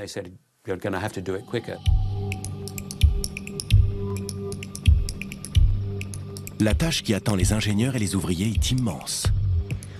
Le tunnel, ce sont 3 voies de 50 km, dont 38 sous la mer. 2 voies ferroviaires pour des trains à grande vitesse. Et au milieu, la galerie de service, reliée par des rameaux de communication. Invention originale, elle sert à l'entretien des tunnels, à la ventilation, mais aussi de sortie de secours. 2 énormes crossovers, aussi grands que des cathédrales, doivent permettre aux trains de changer de voie en cas de travaux ou d'accidents. Parallèlement au tunnel, 2 gigantesques terminaux doivent être construits, à Coquelles du côté français et à Folkestone du côté anglais. Un chantier aux dimensions hors du commun, risqué pour les bâtisseurs. C'est là le propre du métier des travaux publics et des tunnels en particulier, c'est que, je dirais, on vend un saucisson qu'on ne connaît pas, parce qu'on n'est pas allé sous la mer encore. Les risques pour un tunnel qui passe sous la mer sont beaucoup plus grands, tout simplement parce qu'il y a plus d'eau. Et s'il y a des inondations, les conséquences sont beaucoup plus catastrophiques. Il y a eu des cas d'inondation, notamment dans le premier tunnel subaquatique du monde, le tunnel qui passe sous la Tamise. Il y a eu au moins 2 inondations graves. Sauf que dans le cas du tunnel sous la Manche, c'est la mer qui se trouve au-dessus. Le premier défi de taille est celui des géologues. Il faut déterminer la couche géologique la plus adaptée pour le forage. Les ingénieurs vont opter pour un tracé dans la craie bleue, imperméable et idéal pour le forage. Elle est située à 100 mètres du niveau de la mer, entre une couche d'argile et une couche de craie blanche. Ça, c'est des craies qui sont très perméables, donc avec beaucoup de venues d'eau. Donc gros problème, donc la bonne couche, c'était la craie bleue. Et si on veut rester le plus longtemps possible dans la craie bleue sans être trop profond sous le détroit, ben c'est ce tracé-là qui est le meilleur. Alors concevoir le tracé, c'est une tâche très compliquée. Il faut en fait se faufiler dans la couche de craie bleue, mais entre les forages qui ont déjà été faits, et il y en avait une bonne centaine. Les forages plus anciens étaient très mal connus, et généralement ils n'étaient pas rebouchés. Donc il fallait les éviter, parce qu'on risquait... Les équipements de base, ils sont là. Donc il faut les modifier ou les remplacer. C'est la voie ferrée la plus chère du monde. Franchement, les lignes à grande vitesse de TGV, c'est Paris-Roubaix, c'est les pavés du Nord à côté, quoi. Donc, mais ça coûte, c'est phénoménal d'avoir accepté sur des tronçons de 50 km qu'on pose des voies aussi chères. Les constructeurs l'ont reconnu, c'est de la folie, quoi. C'est de la mégalomanie, la folie des grandeurs. Folie des grandeurs, peut-être. Mais le tunnel est prévu pour devenir la voie ferrée la plus chargée au monde. Toujours est-il que la course à la modernité entraîne des retards considérables et pose des soucis logistiques aux bâtisseurs. Un tunnel de 50 km, vous pouvez rentrer par un bout et simplement par l'autre bout. Vous ne pouvez pas accéder sur les côtés. Donc quand vous voulez changer un tuyau ou une vanne à un endroit donné, il faut envoyer un mobile, c'est-à-dire un train, et là on bloque le tunnel pour l'instant-là. Au fur et à mesure qu'on construisait le tunnel, on le définissait, on l'optimisait. Ce qui s'est passé, c'est que les constructeurs disaient « mais où est-ce que vous nous emmenez ? Qu'est-ce que vous voulez, quoi ?» Et Eurotunnel avait répondu à un moment, vous connaîtrez la définition du tunnel quand il sera mis en service. On était incapable, compte tenu des modifications en cours, incapable de faire un programme à l'avance. Incapable. On avançait au jour le jour. Au moment où les bâtisseurs essaient coûte que coûte de tenir les délais, les terminaux d'embarquement des voitures et des camions émergent de la terre, des deux côtés de la Manche. Le terminal de Coquelles, côté français, représente l'équivalent de l'aéroport de Roissy. Et Folkestone, du côté anglais, fait 1/8 de l'aéroport de Heathrow à Londres. Pour construire ce terminal, les ingénieurs font même déplacer toute une forêt du Kent à laquelle les Anglais tiennent beaucoup. Les retards s'accumulent. Pour les responsables, c'est la course contre la montre. L'inauguration du tunnel est prévue pour 1993, en présence de la reine Elisabeth II et du président Mitterrand. Pas question de manquer ce rendez-vous. J'étais très nerveux à l'approche de l'inauguration. Vous savez, on ne peut pas simplement finir les travaux, passer un coup de fil à l'Élysée et à Buckingham Palace et leur dire « c'est terminé. Voulez-vous bien venir inaugurer le tunnel ?» Il faut les prévenir longtemps à l'avance. Et dans le cas du président Mitterrand et de la reine Elisabeth, il fallait les prévenir 2 ans à l'avance. Donc on devait être sûr que le tunnel soit terminé à ce moment-là. La pression est au maximum. Le rendez-vous crucial entre la France et la Grande-Bretagne est finalement reporté d'1 an. Le tunnel se fait attendre. 6 mai 1994. Enfin le Grange et les Français en beige.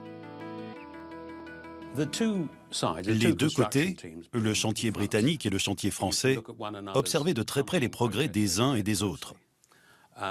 Il y avait une rivalité, ça ne faisait aucun doute. Vous savez bien qui étaient les meilleurs. Les Britanniques, bien sûr. Ben, les Anglais sont les mêmes. Hein, vous savez, les Anglais, quand on joue au rugby, je suis un fanat de rugby, j'ai beaucoup joué. Quand on est battu, ils vous serrent la main en disant « good game ». Hein. C'est très bien. Mais pendant le match, bon, il faut se méfier. Le chantier britannique démarre sans difficulté. Les Anglais avancent bien, et ce n'est pas qu'une question d'orgueil national. La compétition existait même entre les différentes équipes. Chaque équipe voulait être meilleure que la précédente, poser plus de voussoirs. Donc la compétition ne se jouait pas uniquement entre la France et la Grande-Bretagne, mais aussi entre les ouvriers. Il fallait poser un certain nombre de voussoirs et en fonction, on touchait des primes. Plus on posait de voussoirs, plus on gagnait de primes. Pour les Anglais, tout s'annonce plus facile. Leur terrain est plus régulier et ne montre pas de fissures. Les Français, en revanche, partent avec un lourd handicap. Leur terrain est très fragile et criblé de failles. Mais l'équipe de Pierre Matron a tout prévu. Là, le terrain est fracturé et la faille rejoint le niveau de la mer, donc l'eau s'infiltre, ou peut s'infiltrer. Donc nos tunneliers étaient conçus comme des sous-marins permettant de traverser ces failles. Le problème, c'est que des tunneliers capables de travailler sous 100 mètres de hauteur d'eau, ça n'existait pas. Et donc, l'idée a été de construire ou de faire construire des prototypes de tunneliers qui seraient capables de travailler sous une pression de 100 mètres de hauteur d'eau. En utilisant de nouvelles machines spécialement conçues, les Français doivent essuyer les plâtres. Les pannes s'enchaînent et les retards s'accumulent. Et c'est surtout le tunnelier Brigitte qui pose problème. Je me souviens d'une panne, il y avait une dent qui avait cassé. Il a fallu sortir à l'extérieur et aller avec les marteaux-piqueurs le décoincer. Ça a duré pendant 3 jours. On a décoincé toute la jupe pour pouvoir continuer notre travail. Il fallait être prêt pour tout. Il fallait, au claquement de doigts, il fallait que tout soit prêt. On ne pouvait pas se permettre le luxe de perdre 1 heure à attendre tel ou tel matériel. Là, la faiblesse des recettes coûte cher à environ 800 000 petits épargnants qui avaient acheté des actions Eurotunnel. Ils doivent faire face à des pertes considérables et même à la ruine pour ceux qui avaient misé toutes leurs économies. Ce sont eux les grands perdants de l'épopée du tunnel sous la Manche. Aujourd'hui, les mêmes actions, elles valent 7, 8, 9, 20 fois moins. Ce pas des gens fortunés qui ont mis leur prime X, Y et tout, qui ont tout mis sur les conseils de leurs banquiers, quoi. Mais petit à petit, le tunnel sous la Manche trouve sa place au milieu des ferries et des vols low cost qui relient la Grande-Bretagne au continent. Les difficultés du début se font vite oublier. Rapidité, sécurité et confort, les liaisons par le tunnel sont de plus en plus plébiscitées. Mais l'aventure ne s'arrête pas là. Un incident intervient tout au fond du tunnel.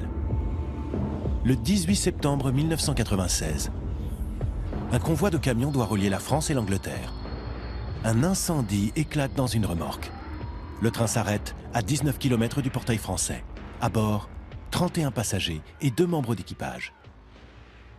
Vous prenez de la vitesse avec un feu et avec la ventilation, vous ne faites qu'attiser le feu largement. Et donc, d'ailleurs, si vous arrêtez le convoi, eh ben, vous avez toute la fumée qui vous revient devant. Donc, je crois qu'il y a eu un sentiment de panique. Mais bon, le système tel qu'il avait été conçu, lui, il a parfaitement fonctionné. Le système de sécurité est au point. Dès qu'un feu est détecté, le train s'arrête au plus près des rameaux de communication et permet aux hommes de s'enfuir dans la galerie de service. Les 33 personnes ont passé plus de 25 minutes dans la fumée, mais en sont sortis indemnes. Bilan, aucun mort, mais des dégâts impressionnants. Pour les hommes du tunnel, c'est un épisode marquant. Évidemment, c'était impressionnant parce qu'il y avait des chemins de câble qui avaient fondu. On s'est cru, c'était plein de sortes de toiles d'araignée, si vous voulez. On se croyait dans une grotte de sorcières. Puis après, il faisait très chaud, très très chaud. Ça a bien brûlé. Ça c'est sûr, j'y suis descendu. Et c'était sacrément, les galeries, c'est phénoménal, quoi. Le béton avait fondu, la ferraille s'était tordue. On ne voyait plus rien des wagons, des navettes, des camions. Hein. Il n'y avait plus que des carcasses déformées. Donc on a dû, je ne sais pas quelle température on a pu atteindre, mais on a passé les 1000 degrés. Hein. Pour tous ceux qui ont participé, ça nous a fait un choc, parce que ce tunnel, c'est un peu notre bébé à nous. Et de le voir abîmé comme il était, jamais on pouvait imaginer que ça pouvait être, qu'un incendie pouvait avoir cet effet-là sur les parois d'un tunnel. Ça nous, vraiment, ça nous a touchés. Ouais. Les travaux de remise en service. En utilisant de nouvelles machines spécialement conçues, les Français doivent essuyer les plâtres. Les pannes s'enchaînent et les retards s'accumulent. Et c'est surtout le tunnelier Brigitte qui pose problème. Je me souviens d'une panne, il y avait une dent qui avait cassé. Il a fallu sortir à l'extérieur et aller avec les marteaux-piqueurs le décoincer. Et ça a duré pendant 3 jours. On a décoincé toute la jupe pour pouvoir continuer notre travail. Il fallait être prêt pour tout. Il fallait, au claquement de doigts, il fallait que tout soit prêt. On ne pouvait pas se permettre le luxe de perdre 1 heure à attendre tel ou tel matériel. Les pannes, nombreuses, seront résolues, parfois même en concertation avec les constructeurs japonais et américains.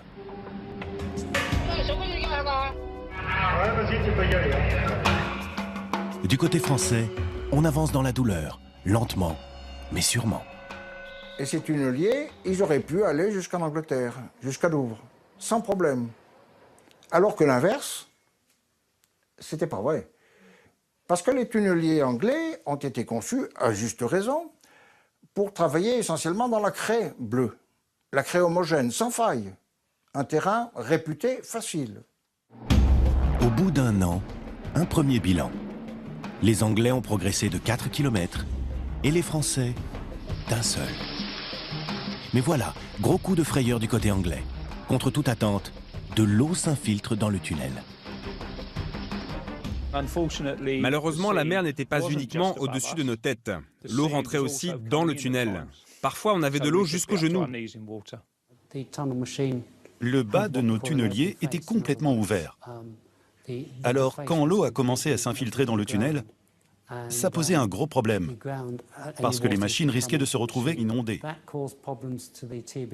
Il fallait donc trouver un moyen pour rendre les machines étanches. L'ensemble du système électrique de nos tunneliers était en danger.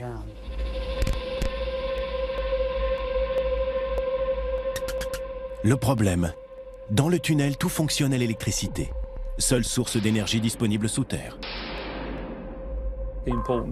Il fallait surtout éviter que les pompes ne prennent l'eau, parce qu'elles devaient justement dégager l'eau du tunnel. Si les pompes avaient lâché, ça nous aurait vraiment causé de grandes difficultés. Une fois que le tunnel est noyé et que tous les appareils électriques sont hors service, il faut encore des années pour reprendre les travaux. J'ai compris qu'on avait un vrai problème. Comme la roche commençait à s'effriter sous l'effet des infiltrations, il nous fallait aussi solidifier la structure du tunnel avant de pouvoir être pour d'éventuels dépassements de temps. Donc, elle nous mettait une pression considérable. Au départ, les entreprises qui avaient conçu le projet avaient annoncé qu'il fallait 7 ans pour construire le tunnel. Certains des investisseurs trouvaient ça trop long. Alors ils ont dit, il faut faire plus vite.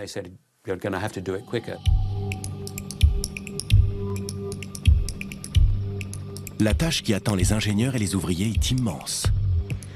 Le tunnel, ce sont 3 voies de 50 km, dont 38 sous la mer. 2 voies ferroviaires pour des trains à grande vitesse.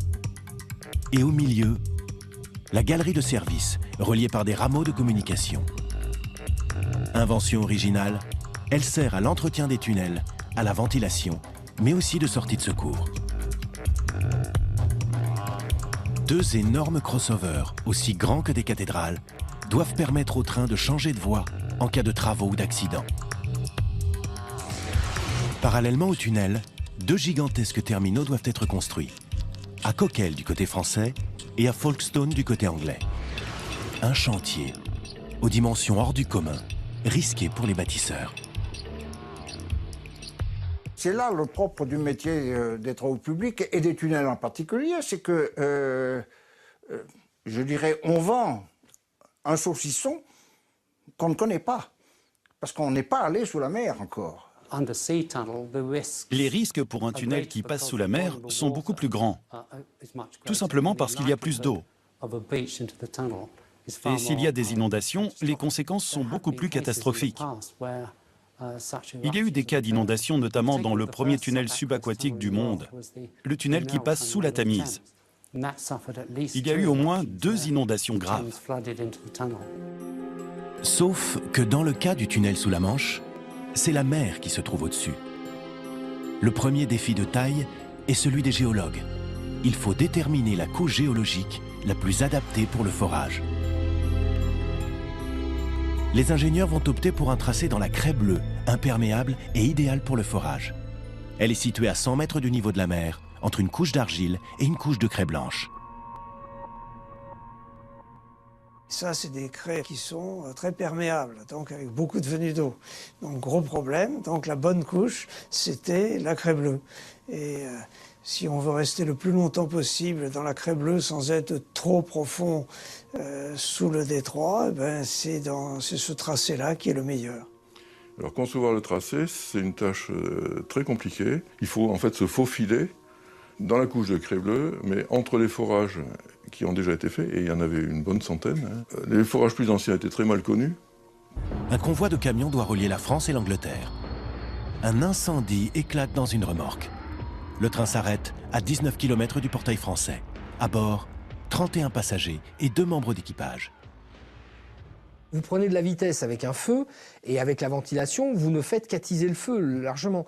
Et donc, d'ailleurs, si vous arrêtez le convoi, eh ben, vous avez toute la fumée qui vous revient devant. Donc, je crois qu'il y a eu un sentiment de panique.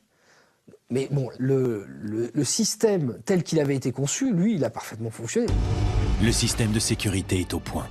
Dès qu'un feu est détecté, le train s'arrête au plus près des rameaux de communication et permet aux hommes de s'enfuir dans la galerie de service. Les 33 personnes ont passé plus de 25 minutes dans la fumée, mais en sont sortis indemnes. Bilan, aucun mort, mais des dégâts impressionnants.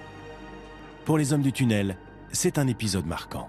Évidemment, c'était impressionnant parce qu'il y avait des chemins de câbles qui avaient fondu. On s'est cru, c'était plein de sortes de toiles d'araignée, si vous voulez. On se croyait dans une grotte de sorcières. Puis après, il faisait très chaud, très très chaud.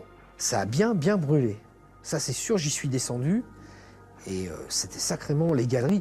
C'est phénoménal, quoi. Le béton avait fondu, la ferraille s'était tordue. Bon, on ne voyait plus rien des wagons, des navettes, des camions. Hein. Il n'y avait plus que des carcasses déformées. Donc, on a dû je ne sais pas quelle température on a pu atteindre, mais on a passé les 1000 degrés. Hein. Pour tous ceux qui ont participé, ça nous a fait un choc, parce que bon, ce tunnel, c'est un peu notre bébé à nous. Et de le voir abîmé comme il était, jamais on pouvait imaginer que ça pouvait être, qu'un incendie pouvait avoir cet effet-là sur les parois d'un tunnel. Ça nous, vraiment, ça nous a touchés. Ouais. Les travaux de remise en service coûteront plus de 46 millions d'euros. Grâce au crossover, la circulation continue sur les autres tronçons. 12 ans plus tard, en septembre 2008, un deuxième incendie se déclare. C'est à nouveau un camion qui prend feu. Là encore, pas de mort. Malgré un système de sécurité déjà à la pointe du progrès, Eurotunnel y ajoute une mesure supplémentaire, par précaution. Quand on gère 20 millions de camions depuis l'ouverture du tunnel, ce risque existe. Nous l'avons traité en inventant un système d'extinction à l'intérieur du tunnel. C'est un système d'aspersion par de l'eau sous pression qui a pour effet de contenir le feu autour du camion qui brûle pour permettre aux services de sécurité d'intervenir et de l'éteindre de façon traditionnelle. Aujourd'hui, plus de 200 ans après les premiers projets, le tunnel est devenu le tronçon ferroviaire le plus sûr et le plus fréquenté au monde. Il devra accueillir 4 types de trains. L'Eurostar, train à grande vitesse pour relier Paris et Londres. 2 navettes, une pour les voitures, l'autre pour des camions poids lourds. et les trains de marchandises, qui circulent surtout la nuit. Les trajets se feront de manière circulaire. Les trains vers l'Angleterre emprunteront toujours le tunnel nord, ceux en direction de la France, le tunnel sud. Les constructeurs ont 2 ans pour réaliser, équiper et mettre en service la ligne. Et tout est complexe, car l'ouvrage ne se limite pas à ces seuls tunnels. Il y a environ 420 ouvrages transversaux sur la totalité du tracé. Donc, ce qui fait en moyenne un ouvrage tous les 110 mètres. Et tout d'abord, les plus impressionnants. Les postes d'aiguillage, appelés crossovers. Immenses cathédrales souterraines de 155 mètres de long. Ces crossovers permettent au train de changer de voie en cas d'incident technique. Les galeries de communication sont également creusées entre les tunnels ferroviaires et la galerie de service. Elles sont sécurisées par des portes blindées. Pour permettre au train de circuler à 160 km/h, les concepteurs inventent un système original.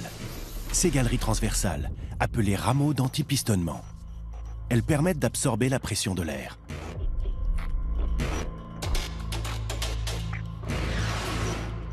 Entre un train qui circule à l'air libre et un train qui circulerait dans un tunnel sans rameaux de pistonnement, le rapport des puissances nécessaires est de 1 à 4. Si vous créez des rameaux de pistonnement, vous divisez par 2 la puissance nécessaire.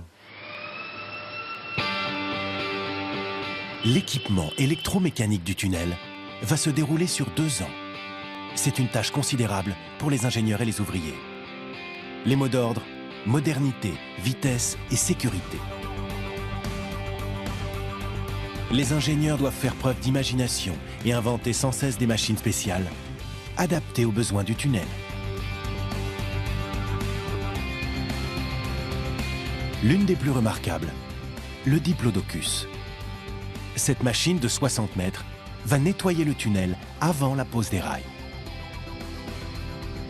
Donc cette machine était une machine tout à fait exceptionnelle. Elle était capable de bétonner avec une très grande qualité, une très grande précision et à très grande vitesse. Parallèlement à la pose des rails et de l'équipement électrique dans le tunnel, la conception des navettes ferroviaires est sur le point d'être finalisée. Là aussi, c'est du jamais vu. Pour ce tunnel, tout est fabriqué sur mesure. Concilier grande capacité, grande vitesse et normes de sécurité pose un véritable défi aux concepteurs. Relayé par une nouvelle équipe. Dans ce milieu 100% masculin, le tunnelier, c'est aussi la seule présence féminine sous terre.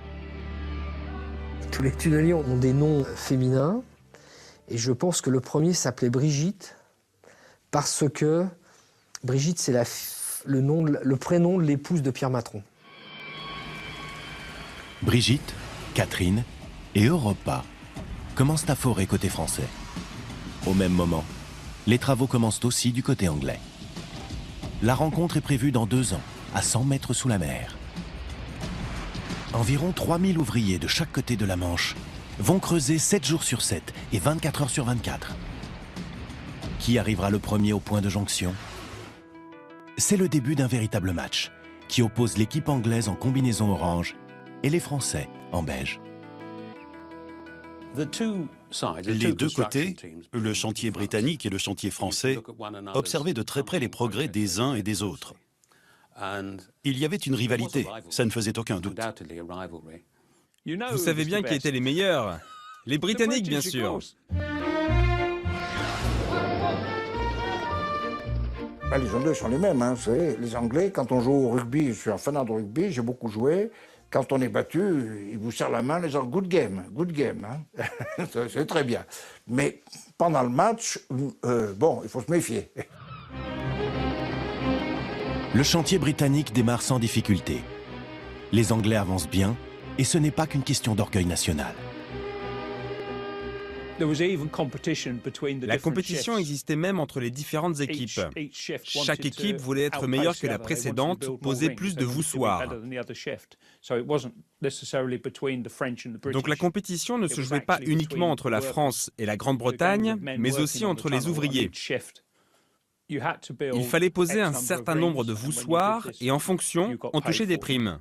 Plus on posait de voussoirs, plus on gagnait de primes. Pour les Anglais, tout s'annonce plus facile. Leur terrain est plus régulier et ne montre pas de fissures. Les Français, en revanche, partent avec un lourd handicap. Leur terrain est très fragile et criblé de failles. Mais l'équipe de Pierre Matron a tout prévu. Là, le terrain est fracturé et la faille rejoint le niveau de la mer, donc l'eau s'infiltre, ou peut s'infiltrer. Donc nos tunneliers étaient conçus comme des sous-marins permettant de traverser ces failles. Le problème, c'est que des tunneliers capables de travailler sous 100 mètres de hauteur d'eau, ça n'existait pas. Et donc l'idée a été de construire ou de faire construire des prototypes de tunnels. Environ 3000 ouvriers de chaque côté de la Manche vont creuser 7 jours sur 7 et 24 heures sur 24. Qui arrivera le premier au point de jonction? C'est le début d'un véritable match qui oppose l'équipe anglaise en combinaison orange et les Français en beige. Les deux côtés, le chantier britannique et le chantier français, observaient de très près les progrès des uns et des autres. Il y avait une rivalité, ça ne faisait aucun doute. Vous savez bien qui étaient les meilleurs? Les Britanniques, bien sûr. Les Anglais sont les mêmes. Vous savez, les Anglais, quand on joue au rugby, je suis un fanat de rugby, j'ai beaucoup joué. Quand on est battu, ils vous serrent la main en disant « good game ». C'est très bien. Mais pendant le match, bon, il faut se méfier. Le chantier britannique démarre sans difficulté. Les Anglais avancent bien et ce n'est pas qu'une question d'orgueil national. La compétition existait même entre les différentes équipes. Chaque équipe voulait être meilleure que la précédente, poser plus de voussoirs. Donc la compétition ne se jouait pas uniquement entre la France et la Grande-Bretagne, mais aussi entre les ouvriers. Il fallait poser un certain nombre de voussoirs et en fonction, on touchait des primes. Plus on posait de voussoirs, plus on gagnait de primes. Pour les Anglais, tout s'annonce plus facile. Leur terrain est plus régulier et ne montre pas de fissures. Les Français, en revanche, partent avec un lourd handicap. Leur terrain est très fragile et criblé de failles. Mais l'équipe de Pierre Matron a tout prévu. Là, le terrain est fracturé et la faille rejoint le niveau de la mer, donc l'eau s'infiltre, ou peut s'infiltrer. Donc nos tunneliers étaient conçus comme des sous-marins permettant de traverser ces failles. Le problème, c'est que des tunneliers capables de travailler sous 100 mètres de hauteur d'eau, ça n'existait pas. Et donc l'idée a été de construire ou de faire construire des prototypes de tunneliers qui seraient capables de travailler sous une pression de 100 mètres de hauteur d'eau. En utilisant de nouvelles machines spécialement conçues, les Français doivent essuyer les plâtres. Les pannes s'enchaînent et les retards s'accumulent. Et c'est surtout le tunnelier Brigitte qui pose problème. Je me souviens d'une panne, il y avait une dent qui avait cassé. Il a fallu sortir à l'extérieur et aller avec les marteaux-piqueurs le décoincer. Et ça a duré pendant 3 jours. On a décoincé toute la jupe pour pouvoir continuer notre étage. Les déblais sont ensuite évacués par une vis sans fin sur un tapis roulant. Direction les wagonnets d'évacuation, comme dans les mines. Un convoi de 250 mètres. Les quantités de roches à extraire sont considérables. En tout, plus de 3 fois la pyramide de Khéops. Du côté anglais, c'est à Folkestone que tout se passe. Au pied des falaises, cette plateforme, qui n'existait pas 1 an plus tôt. Elle est créée avec les déblais de roches extraits par les tunneliers et sert d'espace de stockage. Une idée de génie qui permet par la même occasion à l'Angleterre de s'agrandir de 36 hectares.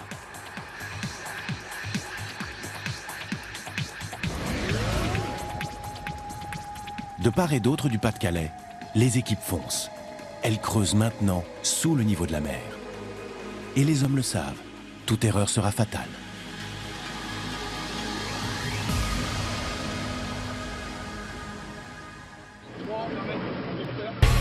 Les trains vont et viennent dans le tunnel. Ils évacuent la roche et amène aussi son enveloppe, les voussoirs. Ces éléments en béton préfabriqué vont former une voûte extrêmement solide, une véritable armure. Les voussoirs sont posés un à un par un bras érecteur. Chacun d'eux est large d'1 mètre et pèse le poids d'un camion. Spécialement conçus pour le tunnel, leur béton est plus résistant que celui utilisé pour les centrales nucléaires. En tout, 1 million de tonnes de ce matériau très spécial a été utilisé, soit 3 fois l'Empire State Building à New York. C'est véritablement une usine, c'est mécanisé. Et le personnel qui est employé là, c'est je dirais un peu comme le personnel d'un sous-marin, ce sont des personnes très qualifiées. C'est du haut niveau. Pour chaque machine, un équipage de 35 hommes. Ils occupent leur poste pendant 8 heures, avant d'être relayés par une nouvelle équipe. Dans ce milieu 100% masculin, le tunnelier, c'est aussi la seule présence féminine sous terre. Tous les tunneliers ont des noms féminins, et je pense que le premier s'appelait Brigitte, parce que Brigitte, c'est le prénom de l'épouse de Pierre Matron.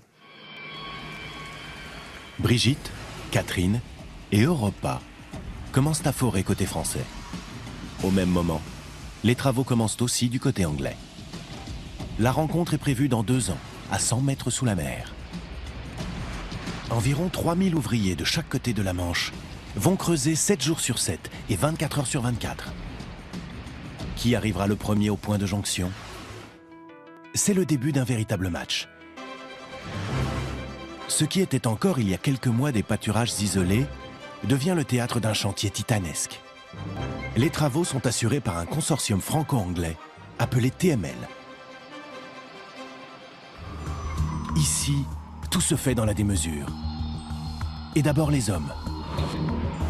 Conducteurs d'engins, grutiers, géomètres, mécaniciens, fraiseurs, maçons, terrassiers, soudeurs, électriciens, sans oublier les cuistots. Qu'ils soient ouvriers ou ingénieurs, en tout plus de 200 métiers sont représentés. Le projet apporte jusqu'à 5000 emplois du seul côté français. Une bénédiction pour la région du Nord-Pas-de-Calais, sinistrée par le chômage. Alors ici, c'est l'enthousiasme. D'autant que le chef du chantier, Pierre Matron, choisit de jouer la carte locale. On a décidé que ce chantier serait ancré dans le tissu local et régional.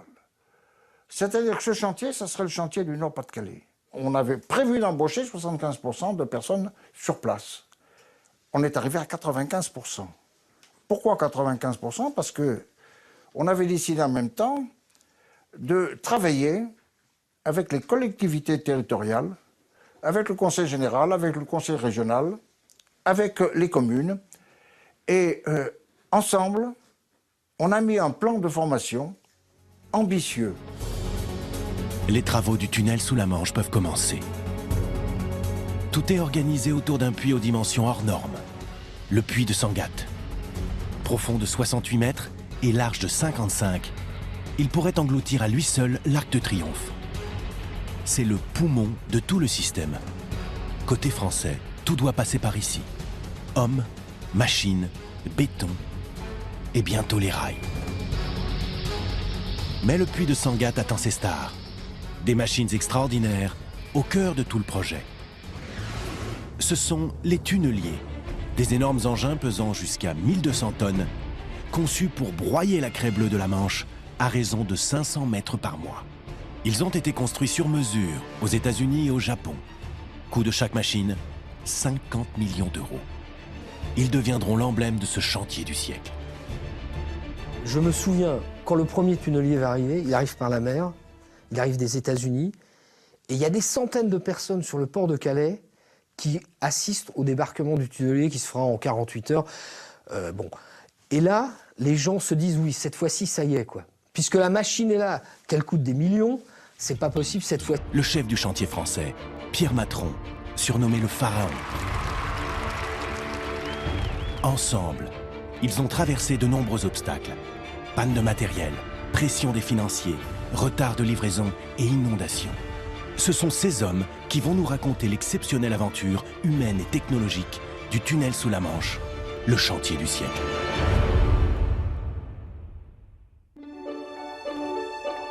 Le cap Griné, dans le Pas-de-Calais, côté français. En face, visible à l'œil nu, les falaises Shakespeare du sud de l'Angleterre. À cet endroit, seulement 35 km séparent les côtes des deux pays. Relier l'Angleterre au continent, c'est un rêve qui ne date pas d'hier. En réalité, il a plus de 200 ans.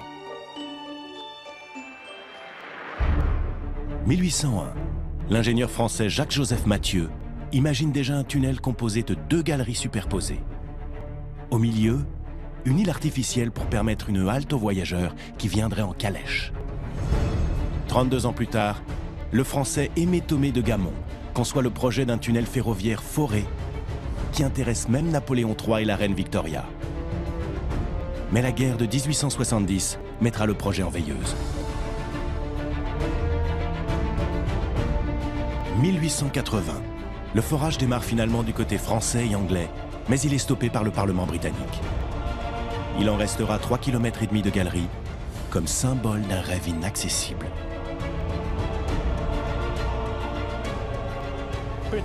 La Grande-Bretagne a été contre le tunnel pendant plus de 200 ans, pour des raisons diverses et variées.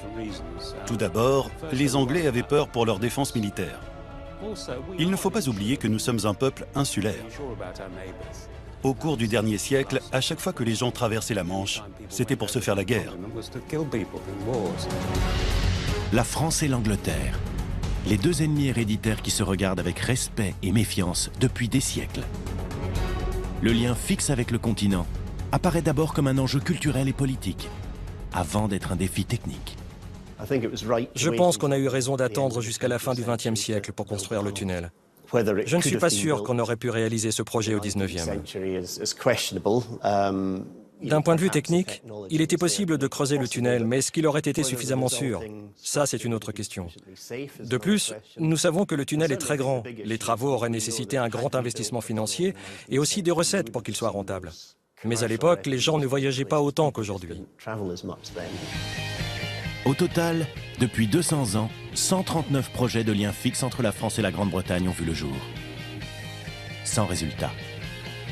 Il faudra attendre les années 80 et la rencontre d'un couple franco-britannique improbable